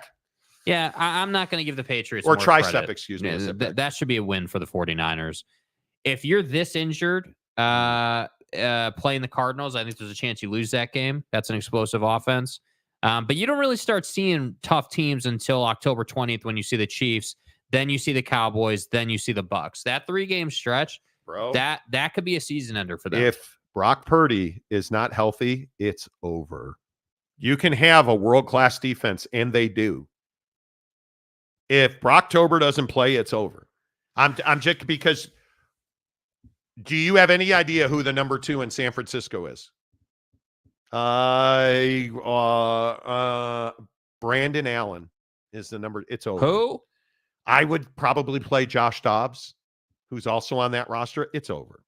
If Brock Purdy cannot play, mark it down. And I'll just go back and ask, how on earth did you lose to the LA Rams? Real or fake? And I think San Francisco, real or fake in the NFL after 3 weeks, I think they're pretenders. They're not a championship contender right now. No. They're not. No. And what's real about the 49ers is the injury report and the fact that they're just not healthy. Yeah. And that's fine. I mean, you play a lot, like, again, and I always point this out, whether it's basketball, hockey, whatever sport. Man, when you're in the playoffs every single year, you're playing more snaps than other teams. So when it comes back around and we're in the first month of the season, you're going to see a lot of this. Dallas Cowboys 1-2, making the playoffs, real or fake? Real. I think they'll make the playoffs. I think they're going to make the playoffs. Yeah. I think that the issue here is that there is not, like, Dak's your quarterback, and everyone says, hey, it's Dak's team. And I agree largely with that. But we're getting a lot of cooks in the kitchen running their mouth about what's wrong with this team. And I just don't think that's great. I don't need to hear from DeMarcus Lawrence about guys not playing the way they should be playing, dude. I don't need to hear from anybody but Micah and Dak. Those are the 2 guys that should ever talk on that team. And, frankly, I think, I agree. Jerry didn't handle the offseason great. Whether it's how much, when, to who, as far as money is concerned. Yeah, you didn't handle that great. But then to come out and say that, hey, we didn't have enough money to sign Derrick Henry after he lost that game to the Ravens. That's what I don't understand about Jerry Jones. Well, and what is Jerry Jones doing there? He's pointing the finger everywhere but Mike McCarthy. Because in my opinion, this Dallas Cowboy team is not ready to play. They don't communicate. On defense, they simply are not fundamentally sound. And I understand that Dan Quinn is now the head coach of the Commanders, and that's a huge hole to fill. But you've got to have fundamentally sound coverage, tackling. Frankly, their edge on defense is horrendous. Yeah, do you understand that multiple times, and it's all over YouTube, all over Twitter, not hard to find this footage, this game tape. There are multiple times where Micah Parsons is the guy that's responsible for setting the edge, right? Specifically against run play option, right? Run pass option. And what happens? Oh, Lamar fakes the pitch to Derrick Henry. I'm going to run after Derrick Henry. Meanwhile, Lamar's taken off for the pylon.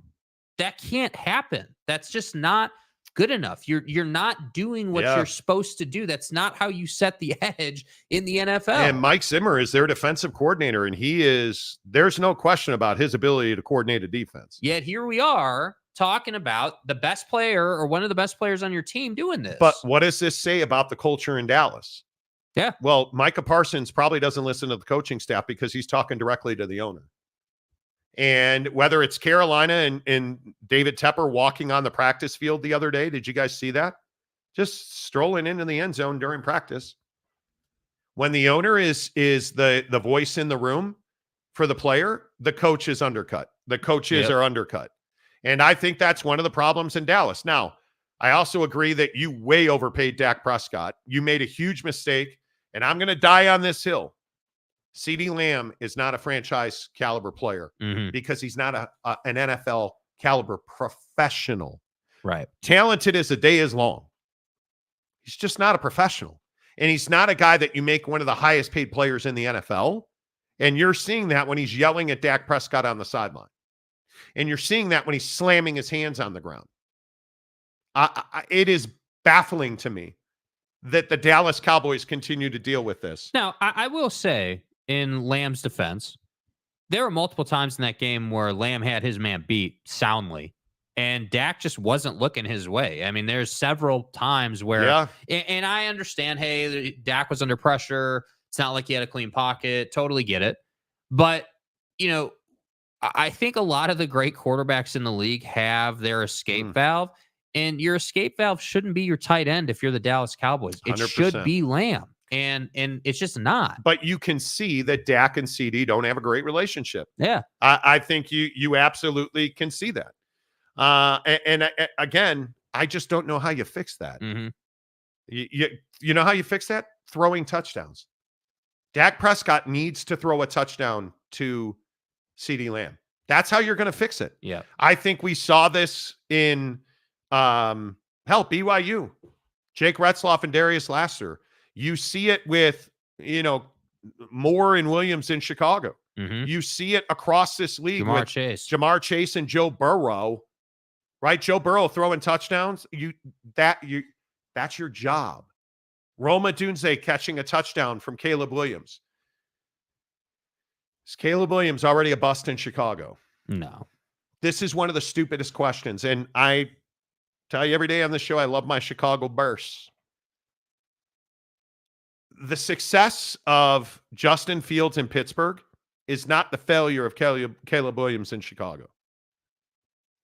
And I think you have a systematic issue in Chicago. And largely it's been fixed. The Bears have built a defense that clearly is one of the top 5 units in the league. You have one of the better wide receiver cores, even though Keenan Allen is old and banged up. You have Cole Kmet, who's one of the better young tight ends in this league. And you have nobody on the offensive line. Right.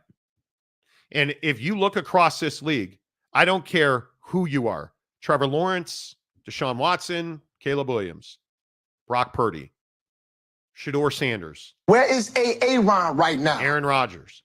If you don't have an offensive line that allows your quarterback to stand in the pocket and deliver the football, it doesn't matter who's playing quarterback because they're going to get beat.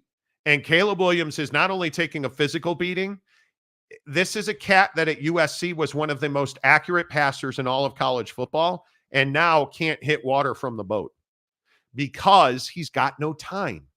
So he's a quarterback cannot take his eyes off the route. You've got to be downfield. And consistently, where is Caleb Williams' eye level? Down. He's looking over his left shoulder, and you can't do that. He's rolling the pocket left the other day, and what are you seeing?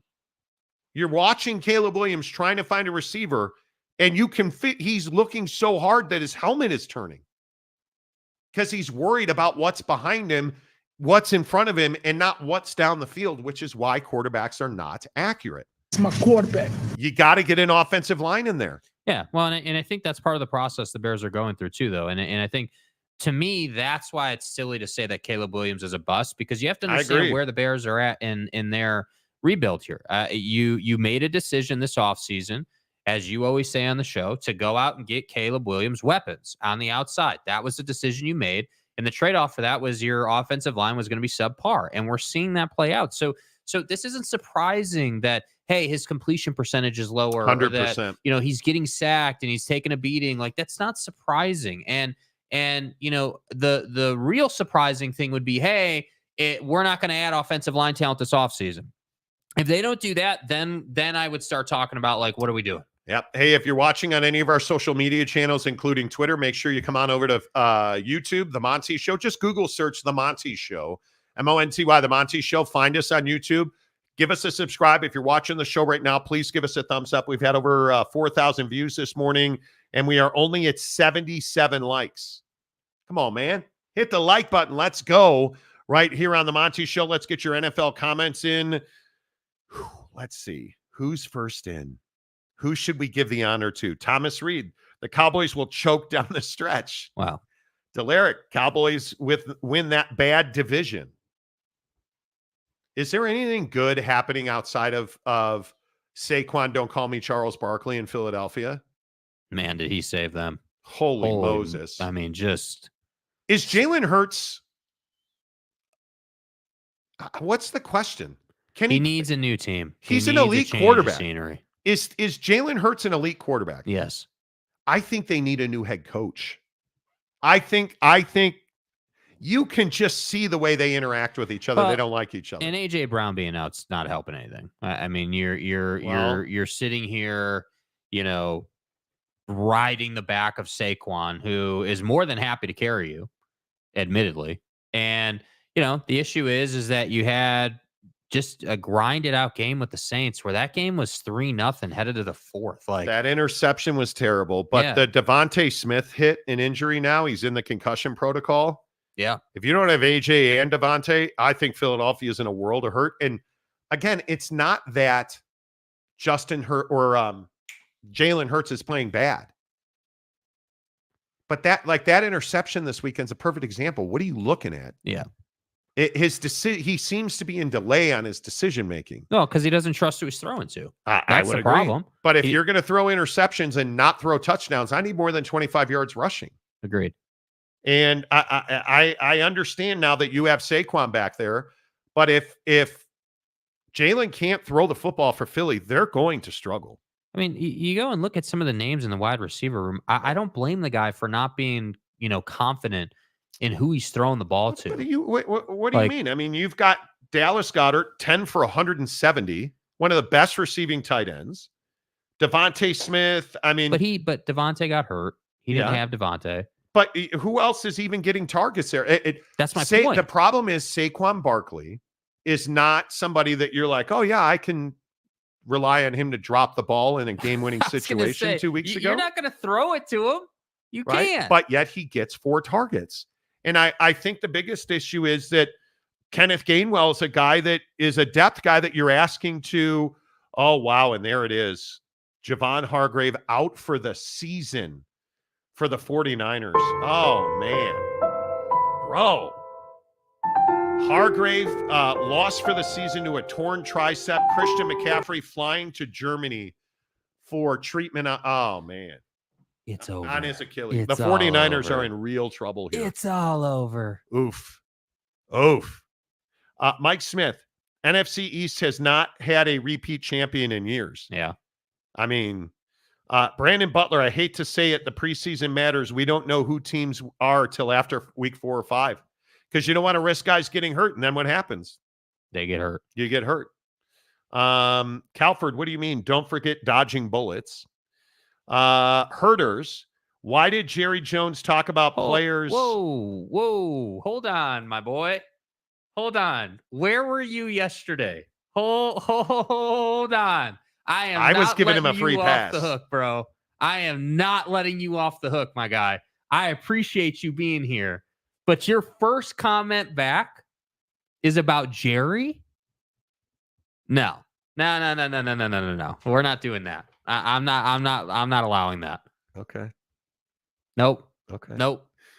Position coaches are also accountable for those issues. I don't disagree with that at all. Wasikowski says Madden curse. Huh? Thomas Reed, Cowboys will not win another title as long as Jones draws breath. Let's not talk about the guy dying. I mean, his football team's dead, but let's not talk about him dying. That's fine. Willie Wilson, I'm a diehard Cowboy fan. Cowboys are a mess. Hello, Dallas. Mike Smith, problem in Dallas is they do not spend the right money on the right amount of money on the rush defense in the trenches in the running back room. Or at the right time, too. Like, you should not. Like, how long are you going to wait? Have paid CeeDee Lamb. You should have let him go. I'm telling you. Eric in Raleigh, Dak isn't a winning player. Neither is Lamb. Not yet. Dak is not. You're right. But I'm more confident, and I don't disagree, Eric, but I'm more confident that if Dak had the right pieces around him, that you could win. Oh, my God, midweek Coug, yes. Shane Waldron is a bust in Chicago, the offensive coordinator. One-dimensional team that has decent running back on offense. Defense pins ears backs and goes after the passing game. Not wrong. Devin C., good morning to you, my friend. Mike Smith, I love how idiots call a player a bust after 3 games on a team that has not had a decent QB in years. Yeah, and you can clearly see the talent and the ability. Do you guys understand? Mike just said decent. Do you guys understand we've never had a 4,500-yard pass? Dude, We've Rex never Grossman. had. Our best quarterbacks are Jay Cutler. Our best quarterbacks are Rex Grossman, Kyle Orton, Nick Foles. Come on, man. What are we even talking about? What are we even talking about? Seahawks look way better. So thanks, Chicago, for taking Waldron. Geno's legit. Yeah. They're 3-0. See, that's a guy I respect a lot. Maybe not the most talented quarterback you've ever seen, but experience, knows what he's looking at in the defense. Yeah. Do you know how hard it is to leave a bad situation? Geno Smith leaving the Jets ends up in Seattle, and now he's the starter of a really good football team. Yeah. And I look at Justin Fields, leave a bad situation in Chicago. Now you're the starter, and you've earned that job. Who's the other guy we got to talk about? Sam Darnold. Looks pretty good in Minnesota. Looks really good in Minnesota. And by the way, Brian Flores looking real nice as a DC there. Willie Wilson, my phone was needling me. My nephew was needling me on my phone from the big house about the Cowboys. I hung up on him. The Cowboys are not good right now. They'll make the playoffs, I have to believe. But the Bears taking a punter in the 4th round instead of an offensive lineman. Oh, man. Yeah. Build the offensive line. Yeah. Capazzo, my GC friend. Hey. Hello, St. George. Caleb is getting the Zach Wilson treatment. I think it's a little better in Chicago than it is in New York, but you know. Damian Fowler, Swift is the bust. Taylor Swift? What do you mean? The Eras Tour. Swift has been a good pickup for the Bears. I mean, he's not a 3-down running back, in my opinion. And I think the Bears have to spend on the offensive line long before you concern yourself with a running back. And you have a really good tight end in Cole Kmet. You have really good wide receivers. You've got to get Caleb healthy and keep him standing up. That's what I worry about. Stepanik, hello. I just hit the like button. Appreciate that, buddy. Nice job, dude. He is getting the Derek Carr treatment. How about Derek Carr in New Orleans? Throwing it everywhere. Caleb will be fine. Your mouth to God's ears, please. Oak State James, the Dallas Cowboys should pick up James Washington. I heard he got cut as a free agent. He would make a good number 2 wide receiver. Wide receiver is not your issue. You've got to run the football in Dallas. Zeke's not doing that for you. Because he's not, again, you look at Saquon, 3-down running back. Yeah. You look at Henry. Look at King Henry in Baltimore. You want to talk about the Cowboys? Stark difference. Because you don't throw it to him often. You can throw it to Henry. Well, and you can hand it to him. Look how much they use him as a distraction. As a decoy. Yeah. And what does it do? It makes their play action. Dak Prescott is a really good play action quarterback. Not this year because he doesn't have anybody to play act with. Right. That's the issue. Wow, look at Geoff. Hey, casuals. Whoa. This casual is stopping by to say your mom. Much love.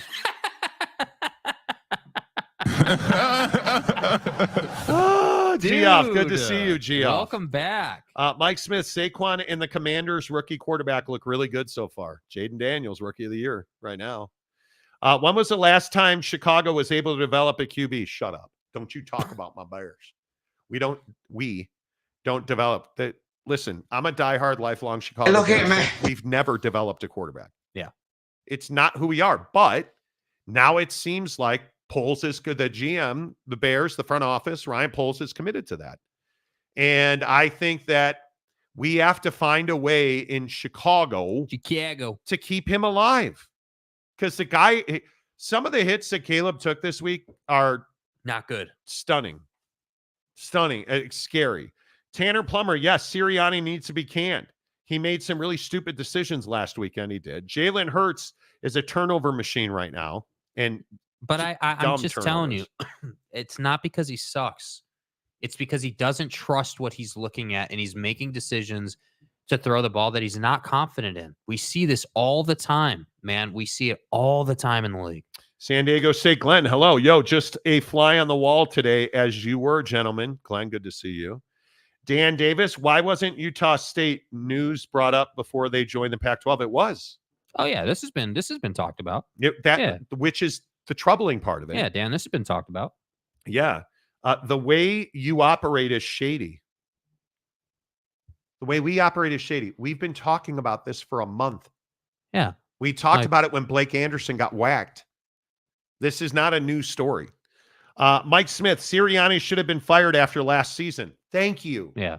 Thank you. Well, and what message does it send that you didn't fire him? Yeah.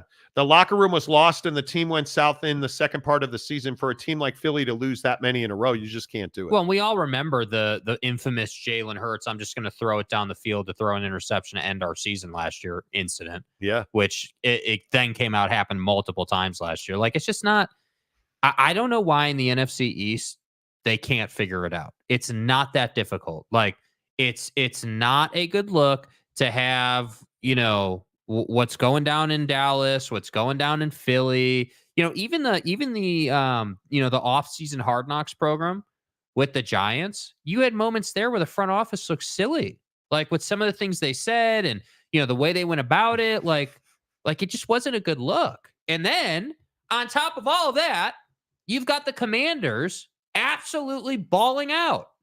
Dan Quinn looks like a great hire. Jaden Daniels looks like a great QB. He worries me a little bit. Eat some linguine, put on some pounds, because when you run like that, who knew, Jerry, that changing the owner of an organization changes the culture and allows the building to thrive. I would agree. Sharon Eccles, hello. The Commanders looked legit last night. If I was on the other team in the NFC East, I wouldn't look past them for now. Now, the only thing I'll say is they're playing good football early in the year. Can you play this kind of football later in the year? It's my only question. I agree. Stepanik, Kansas City Chiefs are struggling on offense because Here they have a tight end who's done. And I think that you have to have a prolific pass-catching tight end to win in this league. And it's, again, Kittle in San Francisco. The offense is worse for it. Mm-hmm. And you look at Buffalo. Josh Allen was great last night. Great tight ends. And when you pay a guy like CeeDee Lamb, who's Dak supposed to throw the ball to? Well, he's throwing it to the tight end. He ain't throwing it to CeeDee Lamb. Right?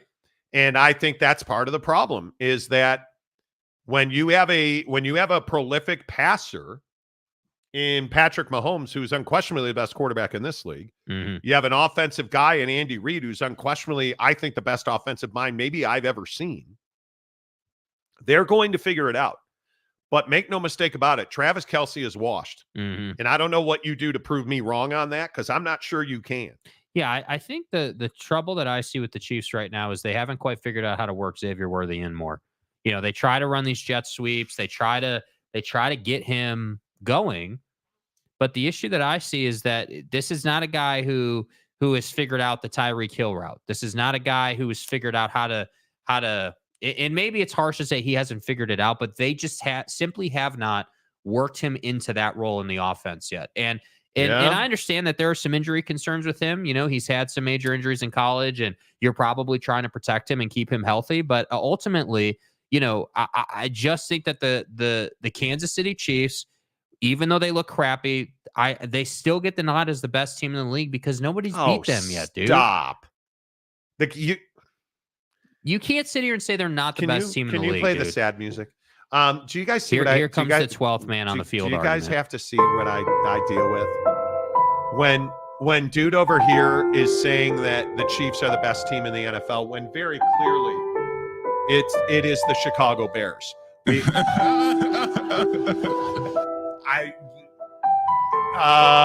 is the best? Stop the music. Who is the best team in the NFL? I mean, I think the NFC is the one that I don't know that we can figure out, because right now the best team I've seen is Seattle. And that defense, I'm a little worried about their offense not scoring enough points, but the style of their game is that Seattle's going to be in every game. I certainly love the defense in Minnesota, but I mean, is who's playing the best football right now? I don't know that the Commanders will consistently score enough points to win. Right. And I just don't believe that San Francisco, I don't believe that Dallas, I don't think they're going to be down for long.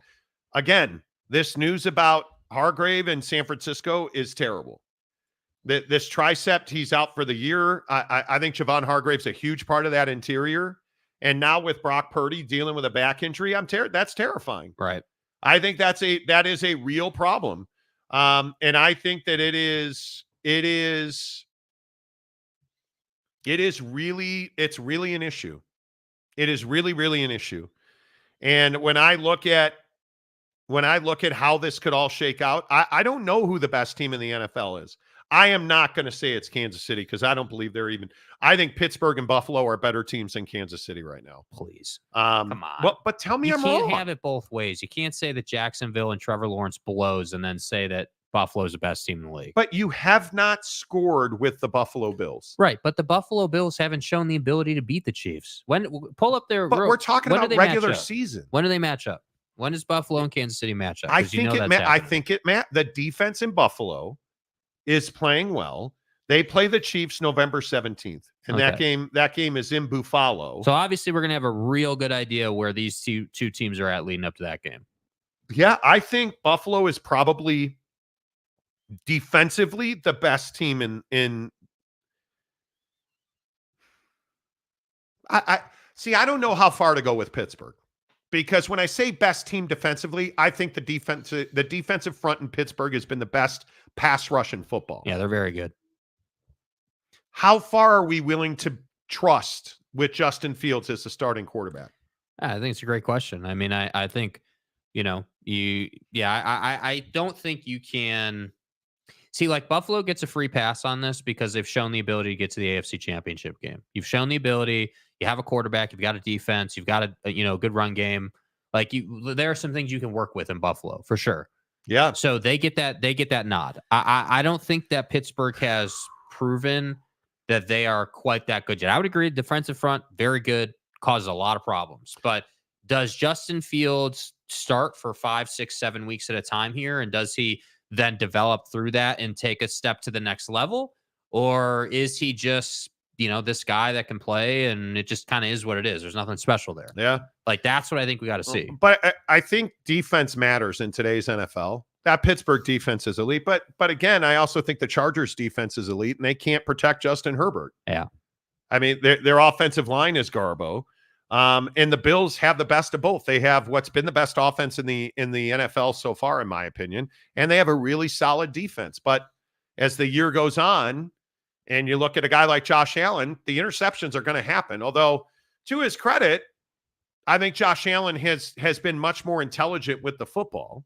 He's been risk averse, if anything. Well, and you look at their numbers. Look at what they did against the Cardinals in Week 1. They win a ball game 34-28. Probably gave up more points than you wanted to in that ball game.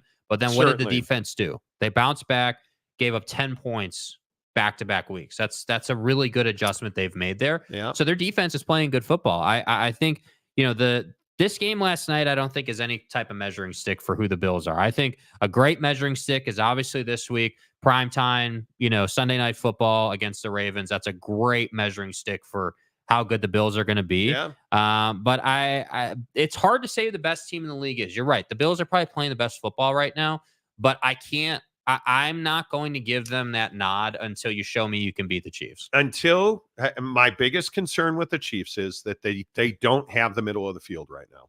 Mm-hmm. And if you're not going to have the middle of the field, and I have running back questions in Kansas City as well, because I think they had a really tight game with Atlanta, and Atlanta's not a good football team. Atlanta's not a good football team, but it's because Carson Steele's your number one running back.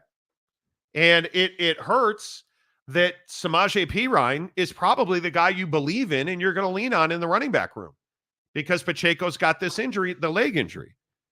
And on top of that, I don't know that you have a number 2 option for Patrick Mahomes to throw the ball to. Right.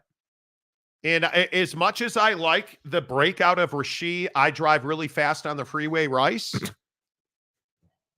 I think you're right. But the Xavier Worthy conversation we've had on this show several times already is he's not an NFL receiver. He's a guy that runs fast in the NFL. Right. And that's a huge difference. Show me you can run a route. Show me you like the route, and not to get all X's and O's or complex. The route combinations that they run in Kansas City are actually quite complex. And it takes time for you to learn that. And it takes time for Patrick Mahomes to trust you because you are oftentimes running through traffic by design. Okay, that's across the NFL. In Kansas City, you are counted on to run 2 routes at one time in most sets and formations under Andy Reid.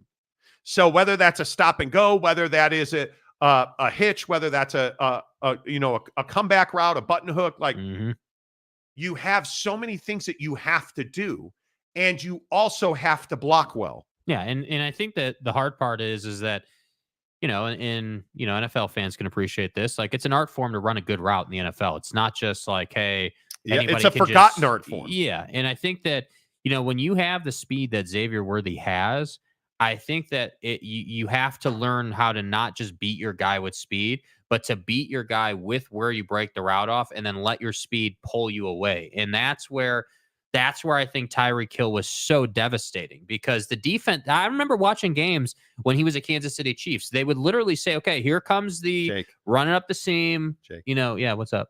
What's up? Can you read that comment for me, please? Go ahead. The Chiefs' flaws are marked by the fans. Masked by the refs. Uh-huh. The Chiefs' flaws are masked. Sure. If you're the guy that's saying The that refs. the Chiefs are only winning games because of the officials, then This guy. Cool. Was it pass interference in the end zone? Yes. Was it called pass Was it a interference? late game situation? Yes. What do they call that ever? No. Is the right tackle consistently moving before the ball is snapped? Not this past week he wasn't. Is he consistently moving before the ball is snapped? No. Yes. Are they calling it? No. He didn't this week though. Like okay. he didn't. Like he was, but this week he did not. I was watching for that. He didn't. Like I didn't think that advantage was playing out. Yes. That was pass interference at the end of the game. Yes, it was. Yes, it was. They got away with it. Jacob. So, if I have to come over there, I know. I will bring the belt. I know. You fucking donkey. Will be. I know. I'm telling you now that Jawan Taylor false starts every single snap. Uh-huh. And furthermore than that, Joe Thuney holds like. Right, but everybody holds. Right, but they don't ever get a flag for holding and can't. I don't believe, and I need to go back and double check this stat. I don't believe ever in the history of Andy Reid as the head coach of the Chiefs that they've ever gotten a false start or a holding penalty on the offensive line. I believe he's on a record in the NFL right now. I'd have to go back and check that. And they don't ever call Listen, we're in a strange time. And they never, ever call Chris Jones for being in the neutral zone. When you ask them that question, you may get a very unusual answer. Andy Reid gets, but the Chiefs are amazing. And, Travis Kelce, in his prime. Oh, my. At least he gets to go home with Taylor, right? I mean, I got records to break. My point is, Giggity, that's exactly right. The Chiefs' flaws are masked by the ring. Calford, I wonder if the NFL hired the former Pac-12 refs to the lawyers in the box to officiate the Kansas City Chiefs every week. It's fine. Way weary. The refs in the Chiefs-Ravens game were that's awful. That's it, Skippy. It pisses Jake off so much that I routinely bring this up with the Chiefs. Because it's all you got. It's not all I got. It's all you got. It's not all I got. Dude. The only reason the Chiefs get help from the NFL is because, Taylor Swift. Well, listen, Listen, just because your team couldn't close Taylor! T-Swizzle. Is that Taylor up there with Travis Kelce's mom? Look at his fat, sweaty, hairy brother, too. Oh, my God. Yeah. That's what the NFL wants on Sunday night. Right. You know, I've waited all day for Sunday night, okay? Yeah. My point.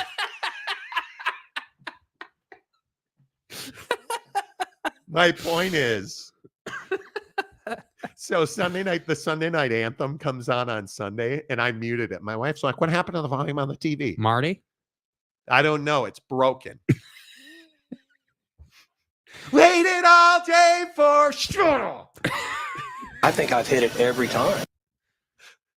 You shut up now. I just can't. You gotta get stroked. UW fan Jim, did you guys see Caleb try and steal a Dunze's touchdown ball? It's a Dunze's touchdown.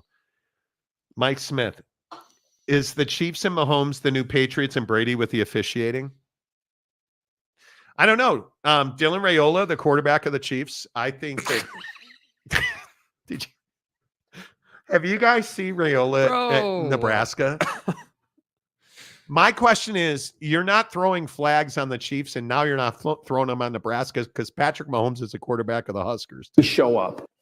He plays Saturday and Sunday. Man, the Fighting Illini must be really good. Don't. I hit it every time. Yeah. With that. Big Blue Horses for $2. How long until the Jags fire Doug Peterson? He's moving in that. Bad. He's not a good NFL quarterback. And I just compare him to Daniel Jones because they are almost identical. $2 more from Horses. Whoa. J2H is right. Until Casey gets knocked off, they are it. I appreciate you, bro. It's the truth. Okay. You're a homer is the first part. Yeah. Geoff. Hey, so seriously, what the hell? I couldn't watch when you guys switched to afternoons. Now you're in mornings again. What happened? Legit confused. Well, you show up once every 18 months. Like, things change. Come on, dude. It's like a act of Congress. It's called making money, bro. No, we had some. I think we've told this story. We had a TV deal done. I do believe we've told this story. We had a TV deal. We've told it in full detail or anything. We had a TV deal done. Yeah. And so. Yes, we're like the Pac-12. It didn't happen. And so some things changed. Our business model changed. And so some changes had to happen because changes happen when things change. And so you change. And the changes. Yeah, next question. And I don't know about who are you, Garrett Cole? Yeah. Yeah. Eric and Raleigh. To be fair, to be the man, you got to beat the man. Woo! You do. Yeah. You got to beat the Chiefs. Final one on this. Wasikowski, Lions will knock them off. Lions are legit. Dan Campbell sold his house. All right. Can we talk some fast food and then we got to talk about Wagovi? So let's talk about fast food and then why we're all fat. Yeah. So Taco Bell. Yeah. Yes or no? No. Hell no. Jake came into the studio this morning and was just like, dude, have you seen this Cheez-Its Taco Bell garbage? Legitimately upset about this. Why are you upset about this Taco Bell thing? Because who eats Cheez-Its inside a Crunchwrap Supreme? Like, what? That doesn't compute. Crunchwrap Supremes are very good. Yeah. I have been known to make them at home occasionally. And they are excellent at home. And they're better at Taco Bell. They're actually not. They're better at home. But Taco Bell, Mexican pizza and Crunchwrap Supremes are amazing. I have no earthly idea why you would want Cheez-Its in a Crunchwrap Supreme. Yeah, I don't understand. And look, if you're a big Cheez-It guy, maybe you could explain this, but I don't understand what the allure of this is, what the attraction is. I'm not doing it. Yeah, I'm not. First of all, I'm not going back to Taco Bell. But second of all, I'm certainly not changing my stance on that for a Cheez-It Crunchwrap Supreme. Keith Carl says toxic hell. I was good with, Dorito hard shell tacos. No. But Cheez-It Supremes is a little much. Eric and Raleigh. Give me Cheez-Its inside a Crunch Wrap Supreme with Cool Ranch Doritos shell and extra sour Dude, cream. bro, Oh my God. I am not a Taco Bell. I am a Del Taco versus Taco Bell guy. the Double Del is goated. If I don't eat fast food, I think most of you guys are aware of that. We went to Super Chicks the other day. Yeah. And it damn near killed me. Wow. Look who's back. Big Bad Brass Bulls. Yeah, what's up? A member for 16 months. Dude, hold on a second here. There it is. Wow. Yeah, where have you been, dude? I get to watch today. What did I miss? Where have you been? Good to see you, Balls. Yeah, man. Good to see you. And Donuts, Idaho Statesman says Gonzaga to the PAC is a done deal. Well, the Statesman said it. It must be true. I don't disagree. I think that that's very close, if not done. Yeah. And it makes sense for Gonzaga. Capazzo, just say hell no to Taco Hell, except for the Mexican pizza. Mexican pizza is so good. Oh, it's so good. Weary. Del Taco is way better than Taco Bell. 100%. Yes. And the crinkle cuts, amazing. Yes. Kaner and hit the like button. Thank you. Damian Fowler, cheese it, dipped and stop. Blue cheese is disgusting. Whoever came up with that shit Come need to be on, fired. man. No. Willie Wilson. I did not know that Andy Dalton was the starting quarterback at Carolina. Interesting. They won Sunday. There's a AI video going around Twitter. Just search Andy Dalton AI video. I will not play it. He says some gnarly stuff, but it is funny. Hilarious. It is hilarious. And he did play well. Blue cheese it, Crunch Supreme. Stop with the blue cheese. Yeah, come on, dude. It And hurts. Kelford, I like playing PrizePicks with you and all the memberships, but saying stuff like blue cheese is over the line. Yeah, that's not good enough. Capazzo. Jake, I told you Double Del was the bomb. Currently putting myself on the back. Okay. Yeah, you were right, dude. I'm with you. The Double Del is amazing. Fat Jesus. Every 7-year-old knows you should add goldfish crackers to your wrap. I have been on a run of unshelled pistachios lately that are amazing. But I love me some goldfish. Yeah. You want to hand me one of them Pepperidge Cheddar. Farm bag of double cheddar goldfish? Yes. Capazzo, YouTube is killing me with the ads this morning. Sorry, brother. Means a lot of people are watching. Delaric, we unfortunately don't have Del Taco close by here. So It sucks. Calford, it's not funny, and you stop laughing. Mr. Preston, are Cheez-It chips or crackers? God damn it. Stop. Boy. Here we Why? go. Hey, bro. I'm just asking for a cereal friend. soup, man. Is cereal soup? There's like 8 holes in a straw. How many holes are on a straw, dude? And I only asked that because I finally figured out that a hot dog is a sandwich, dude. Stop. I'm not playing your stupid game today. Marty, is a quesadilla a sandwich? It's a quesadilla, a burrito, or a taco. Depends on how you cut it, right? Taco Hell uses mystery meat. I don't eat at Taco Bell. Oh, Thomas Reed. Blue cheese and pepperoni wrap for the win. Now it's pepperoni. Stop. There are very few Taco Bells in San Diego for a good reason. Burger Lounge has taken the #1 spot for me now. Grass-fed, they have wild-caught fish sandwiches. Dude, a fish sandwich? Yes. I eat Del Taco weekly. So good. It is so good. Cheez-Its are chips. No way, dude. They are crackers. Delaric, read the bag. It says it's exactly. I'm not. Mike Smith, waiting for Taco Bell to add pineapples and call it a Hawaiian taco. That's that Hawaiian burger. That's that Hawaiian pizza. Yeah, I mean, it does. It does. Everything online says Cheez-Its are crackers. So. They are crackers. Yeah, they're not chips. Goldfish for the kids in church was the best. The body of Christ. Little Nemo. The body of Christ. Do you guys remember taking communion as a kid and they'd be like, the blood of Christ? It's ocean spray cranberry juice. Just drink it. Yummy, yummy, yummy. Oh my God. I got in so much trouble as a kid because I went back to the second service so I could have more wine. That was one of the, because I'm 50 years old. I grew up in the 80s. That was one of those moments where my mother, I walked in the door and she was waiting for it. I honestly think she had warmed her arm up. Like she was doing like the, I'm the for real. rotator cuff warm-ups. All right. I'm for real. Out, up and down. She slapped me in the face the minute I walked in the door. Crackers are chips. Read that. Stop. They're not. Taco smell is bad. It is. I didn't know that Andy Dalton was the starting quarterback at Carolina this past week. I read that comment the first time you put it. It's fine. Thomas Reed, a Hawaiian pulled pork wrap would be legit with a side of poi. Sorry, I threw up a malasada right there. Poi is not good.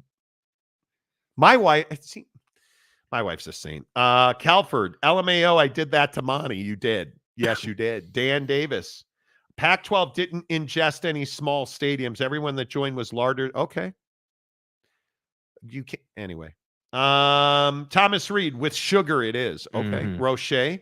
You guys making me go to Chili's for lunch. Baby back ribs, barbecue sauce. Okay. Undefeated appetizer at Chili's has to be the chips with a half bowl of ranch. Yes. It has to be. Do you guys know how many years I waited tables at Chili's? Oh my God. Smash the numbers. The Ann Arbor Taco Bell had a 10 taco for $1.99 deal when I was in college. Fed 3 people for $2. Amazing. Now that costs less than what Jim did with those burgers and those kids. So right, those were free burgers. The kids were hungry. Yeah, they were hungry, and he was doing they community were cold. service. It wasn't recruiting. He was feeding hungry kids. It was winter in Ann Arbor, and they needed jackets and food. How dare you question Jim Harbaugh's love of homeless children? Makes me want to puke. God, you're a jerk. Where are we at in society today? Chipotle, yes or no? Now, 2 weeks ago, you said yes. Yes. Now I'm done. So last night I go to the Apple store. I get the new iPhone. I get the new Ultra watch. Like I'm hooked up. Mrs. Monty and I are walking away from the Zag stand. And she says, honey, I'm hungry. Honey. Okay, where do you want to go? She was like, well, Shake Shack. I'm like, I don't eat Shake Shack. Why do you not eat Shake Shack? Because it's terrible for you. And I'm like, okay, well, I would do something quick. She's like, I could go home. And this is where she crossed the line. I could go home and have cereal. You mean soup? I'm like, stop. We're not having soup for dinner. I said, we're not having cereal. What about Chipotle? Because we've been on a Chipotle run. Mm-hmm. Burrito, brown rice, black you were beans, feeling nice with Chipotle. double chicken, queso, and pico. Roll it up. It's been good. Okay. All right, let's do it. Well, the first problem is their app sucks. So you can't order ahead of time. So you have to go into the store like, who does that? Go into the Chipotle last night. And I've had 3 burritos over the last 2 weeks that were phenomenal. I had the spicy brisket, couple of double chickens. Then last night, what had happened was, Chaboy goes into Chipotle. I'm not getting double chicken. It's 7:45. Too many calories before I lay myself down for beauty sleep. Right. Brown rice, black beans, chicken, queso, pico. The burrito should be well wrapped. Less ingredients. The wife, honey, she gets 2 veggie tacos with chicken. So they weren't veggie anymore. So this dude who does not apparently speak, what are you, mute? He doesn't speak. Not hello, not what can I get for you, not welcome to Chipotle, nothing. Takes the tacos, overfills them. All right, good on you, kid. Slams them into a piece of foil and essentially smashes them all together. We get home, she has a taco bowl. Soaking wet. Can't even really eat the shells. Okay. It's a burrito, though. This ain't rocket science. You know how they put a piece of foil around the burrito? Mm-hmm. Didn't cover the whole burrito. Threw it in the bag. Poorly wrapped it so the chicken and the rice and stuff were falling out the bottom. So when I was done, I had a handful of foil leaking down my arm with a bunch of stuff in it. I try to stay calm and not curse. I'm out. This is why I don't go to Chipotle. because I get 22-year-old mute who doesn't talk and can't roll a burrito. I'm out. Should have come home, and I should have made scrambled eggs and ground turkey, which are sitting up in the refrigerator, meal prepped and ready to rock and roll. I'm telling you, Chipotle's a hell no. Sorry, bro. That sucks. Yeah, because I went to Chipotle last night, and they gave it to me for free. Yeah. Cashless. Yeah. You have a Chipotle across the street from your house. Yeah, it's nice. Whatever. Ferris Khan, the Chipotle in Mentor, Ohio, is one of 3 things I like about Ohio. Also, Cedar Point and Toledo. Okay. Blackburn family. Hello. Hey, Marty. Thanks, guys. Love the show. Love you. Hey, Marty. Hey, Marty. What do you know about Poughkeepsie State joining the Pac-12 today? My go-to with Chipotle is getting a bowl with a tortilla on the side. Way easier to eat. Yeah. The chips were also stale last night. Not good. Mike Smith, the suffering that Monty goes through in life in order to bring us quality podcast material. You know. You're not wrong. Was there a robot working the register? Might as well be. Is it too much to ask for somebody to say, hey, welcome, good evening. What can I get for you? Is that too much to ask? Yes. It is. Right now it is, yeah. I just think the people who are working are not as good as they once were. How about just hi? What do you want? I'd even take Get the hell out of the store. I'd even take a hey fat ass, what are you here for? Boom. Out of here. That'd be way better than a What about a hey boss? You're filling in for somebody. hey, can I get a burrito? And then the dude like, oh wait, you are alive. Okay, cool. EV charging station kicked in. And then he like comes to life. And I understand if you order like everything, if you just go across the garden and you put everything in that burrito, you're not going to be able to roll it. Right. Brown rice, black beans, chicken, little queso, Yep. and some pico de gallo, de giallo. That's not too much in a burrito, and you still can't roll it. And your moot. What is the point? Yeah. I'm amazed by it. It's why I don't go out. Like we went to Ruth's Chris on Saturday night. Phenomenal service. We were going, this is who I am. Get ready. We're going to the Symphony. Yes. Bravenel Hall, downtown Salt Lake City. So on the way, we were like, honey, I'm hungry. Take me to dinner or lose me forever. So we walk into Ruth's Chris, downtown Salt Lake, sit at the bar. Phenomenal service. Little filet, 4 grilled shrimp, little sweet potato pie casserole thing, some, mushrooms. Phenomenal. Great service. Right. I'd rather pay that $174 dinner bill than the $38 bill last night at Chipotle because I get friendliness. I don't have to ask for another refill of aquaponics water in a bottle. I don't have to ask for that. It's there. Right. I don't have to ask for them to clear my dishes when I'm done. They're gone. Symphony was amazing too, by the way. It was all like Star Wars movie soundtracks with Cirque du Soleil type stuff. It was amazing. But I'm telling you, Ruth's Chris, that's where it's at. Yeah. Chipotle, no, not doing that. Mike Smith, what if the guy said, how do you like your killer app? Okay. I hate that the Chipotle app doesn't work well. Drives me crazy. Customer service has definitely diminished with this new generation. 100%. 100%. Like it is. I think it is. Okay. Dan Davis, what are you talking about? P. Diddy is going on, and you think sexual assault at Utah State is going to gain any traction? So you're just willing to this is what's wrong with us right now. It doesn't matter if it's P. Diddy or Utah State. It's wrong. Do you understand that the USU situation is part of Pac-12 expansion? Does that not resonate with you? Do you not understand that they just expanded with USU? Like it's quite literally connected. Like I don't understand you, Dan. With all due respect, steak and shrooms, you gotta love them, dude. It's so good. Yes, it's so good. A medium filet. I'm off the New York strip grind. I am wholly. If I'm going for a steak, it's going to be a filet. Yeah, the strip is definitely a ton of meat. It's a lot. There's no question about it. It is. You give me a strip, 4 grilled shrimp, some mushrooms. I'll be here, man. Don't worry. I'll be here. I'll be fine. I'll live forever on that. It's so good. The overpriced food after a symphony. What happened to old Monty, who was a common man for the common man? Yeah, he ain't no common man no more, man. I'm famous. Yeah, he ain't no common man no more. Somebody asked me the other day if I was famous. I'm not famous. Nobody knows who I am. Who cares? And paying for Ruth's Chris is worth it. If I'm going to go out, I've just gotten to a point in my life where I'm not willing to deal with the bartender at Chili's who doesn't want me there. They want to go home. That's not what I'm here for.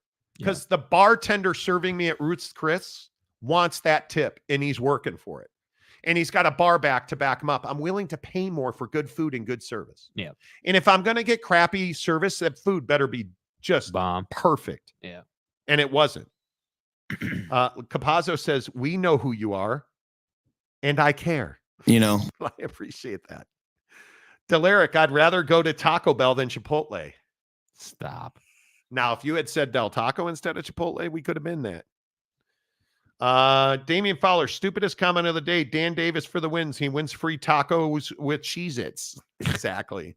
I just, and listen, I know we talk about this all the time on the show, you guys. We have to stop forgetting about this little thing over here called sexual assault in professional sports. Yeah. Well, Monty, it's college athlete. It's professional sports. We've got to stop excusing bad behavior because a guy runs a 4.340. We've got to stop with this nonsense. Do you guys understand how serious this is?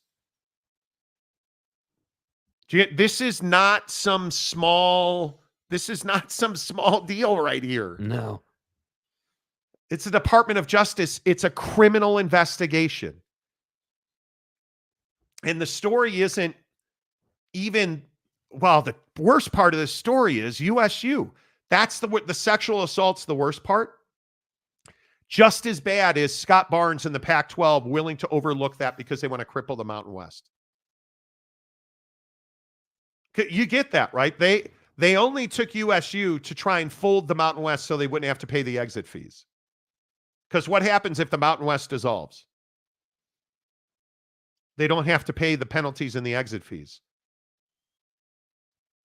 So you overlooked a massive Title IX federal investigation at Utah State to take them in hopes that would push UNLV over the line. Yeah.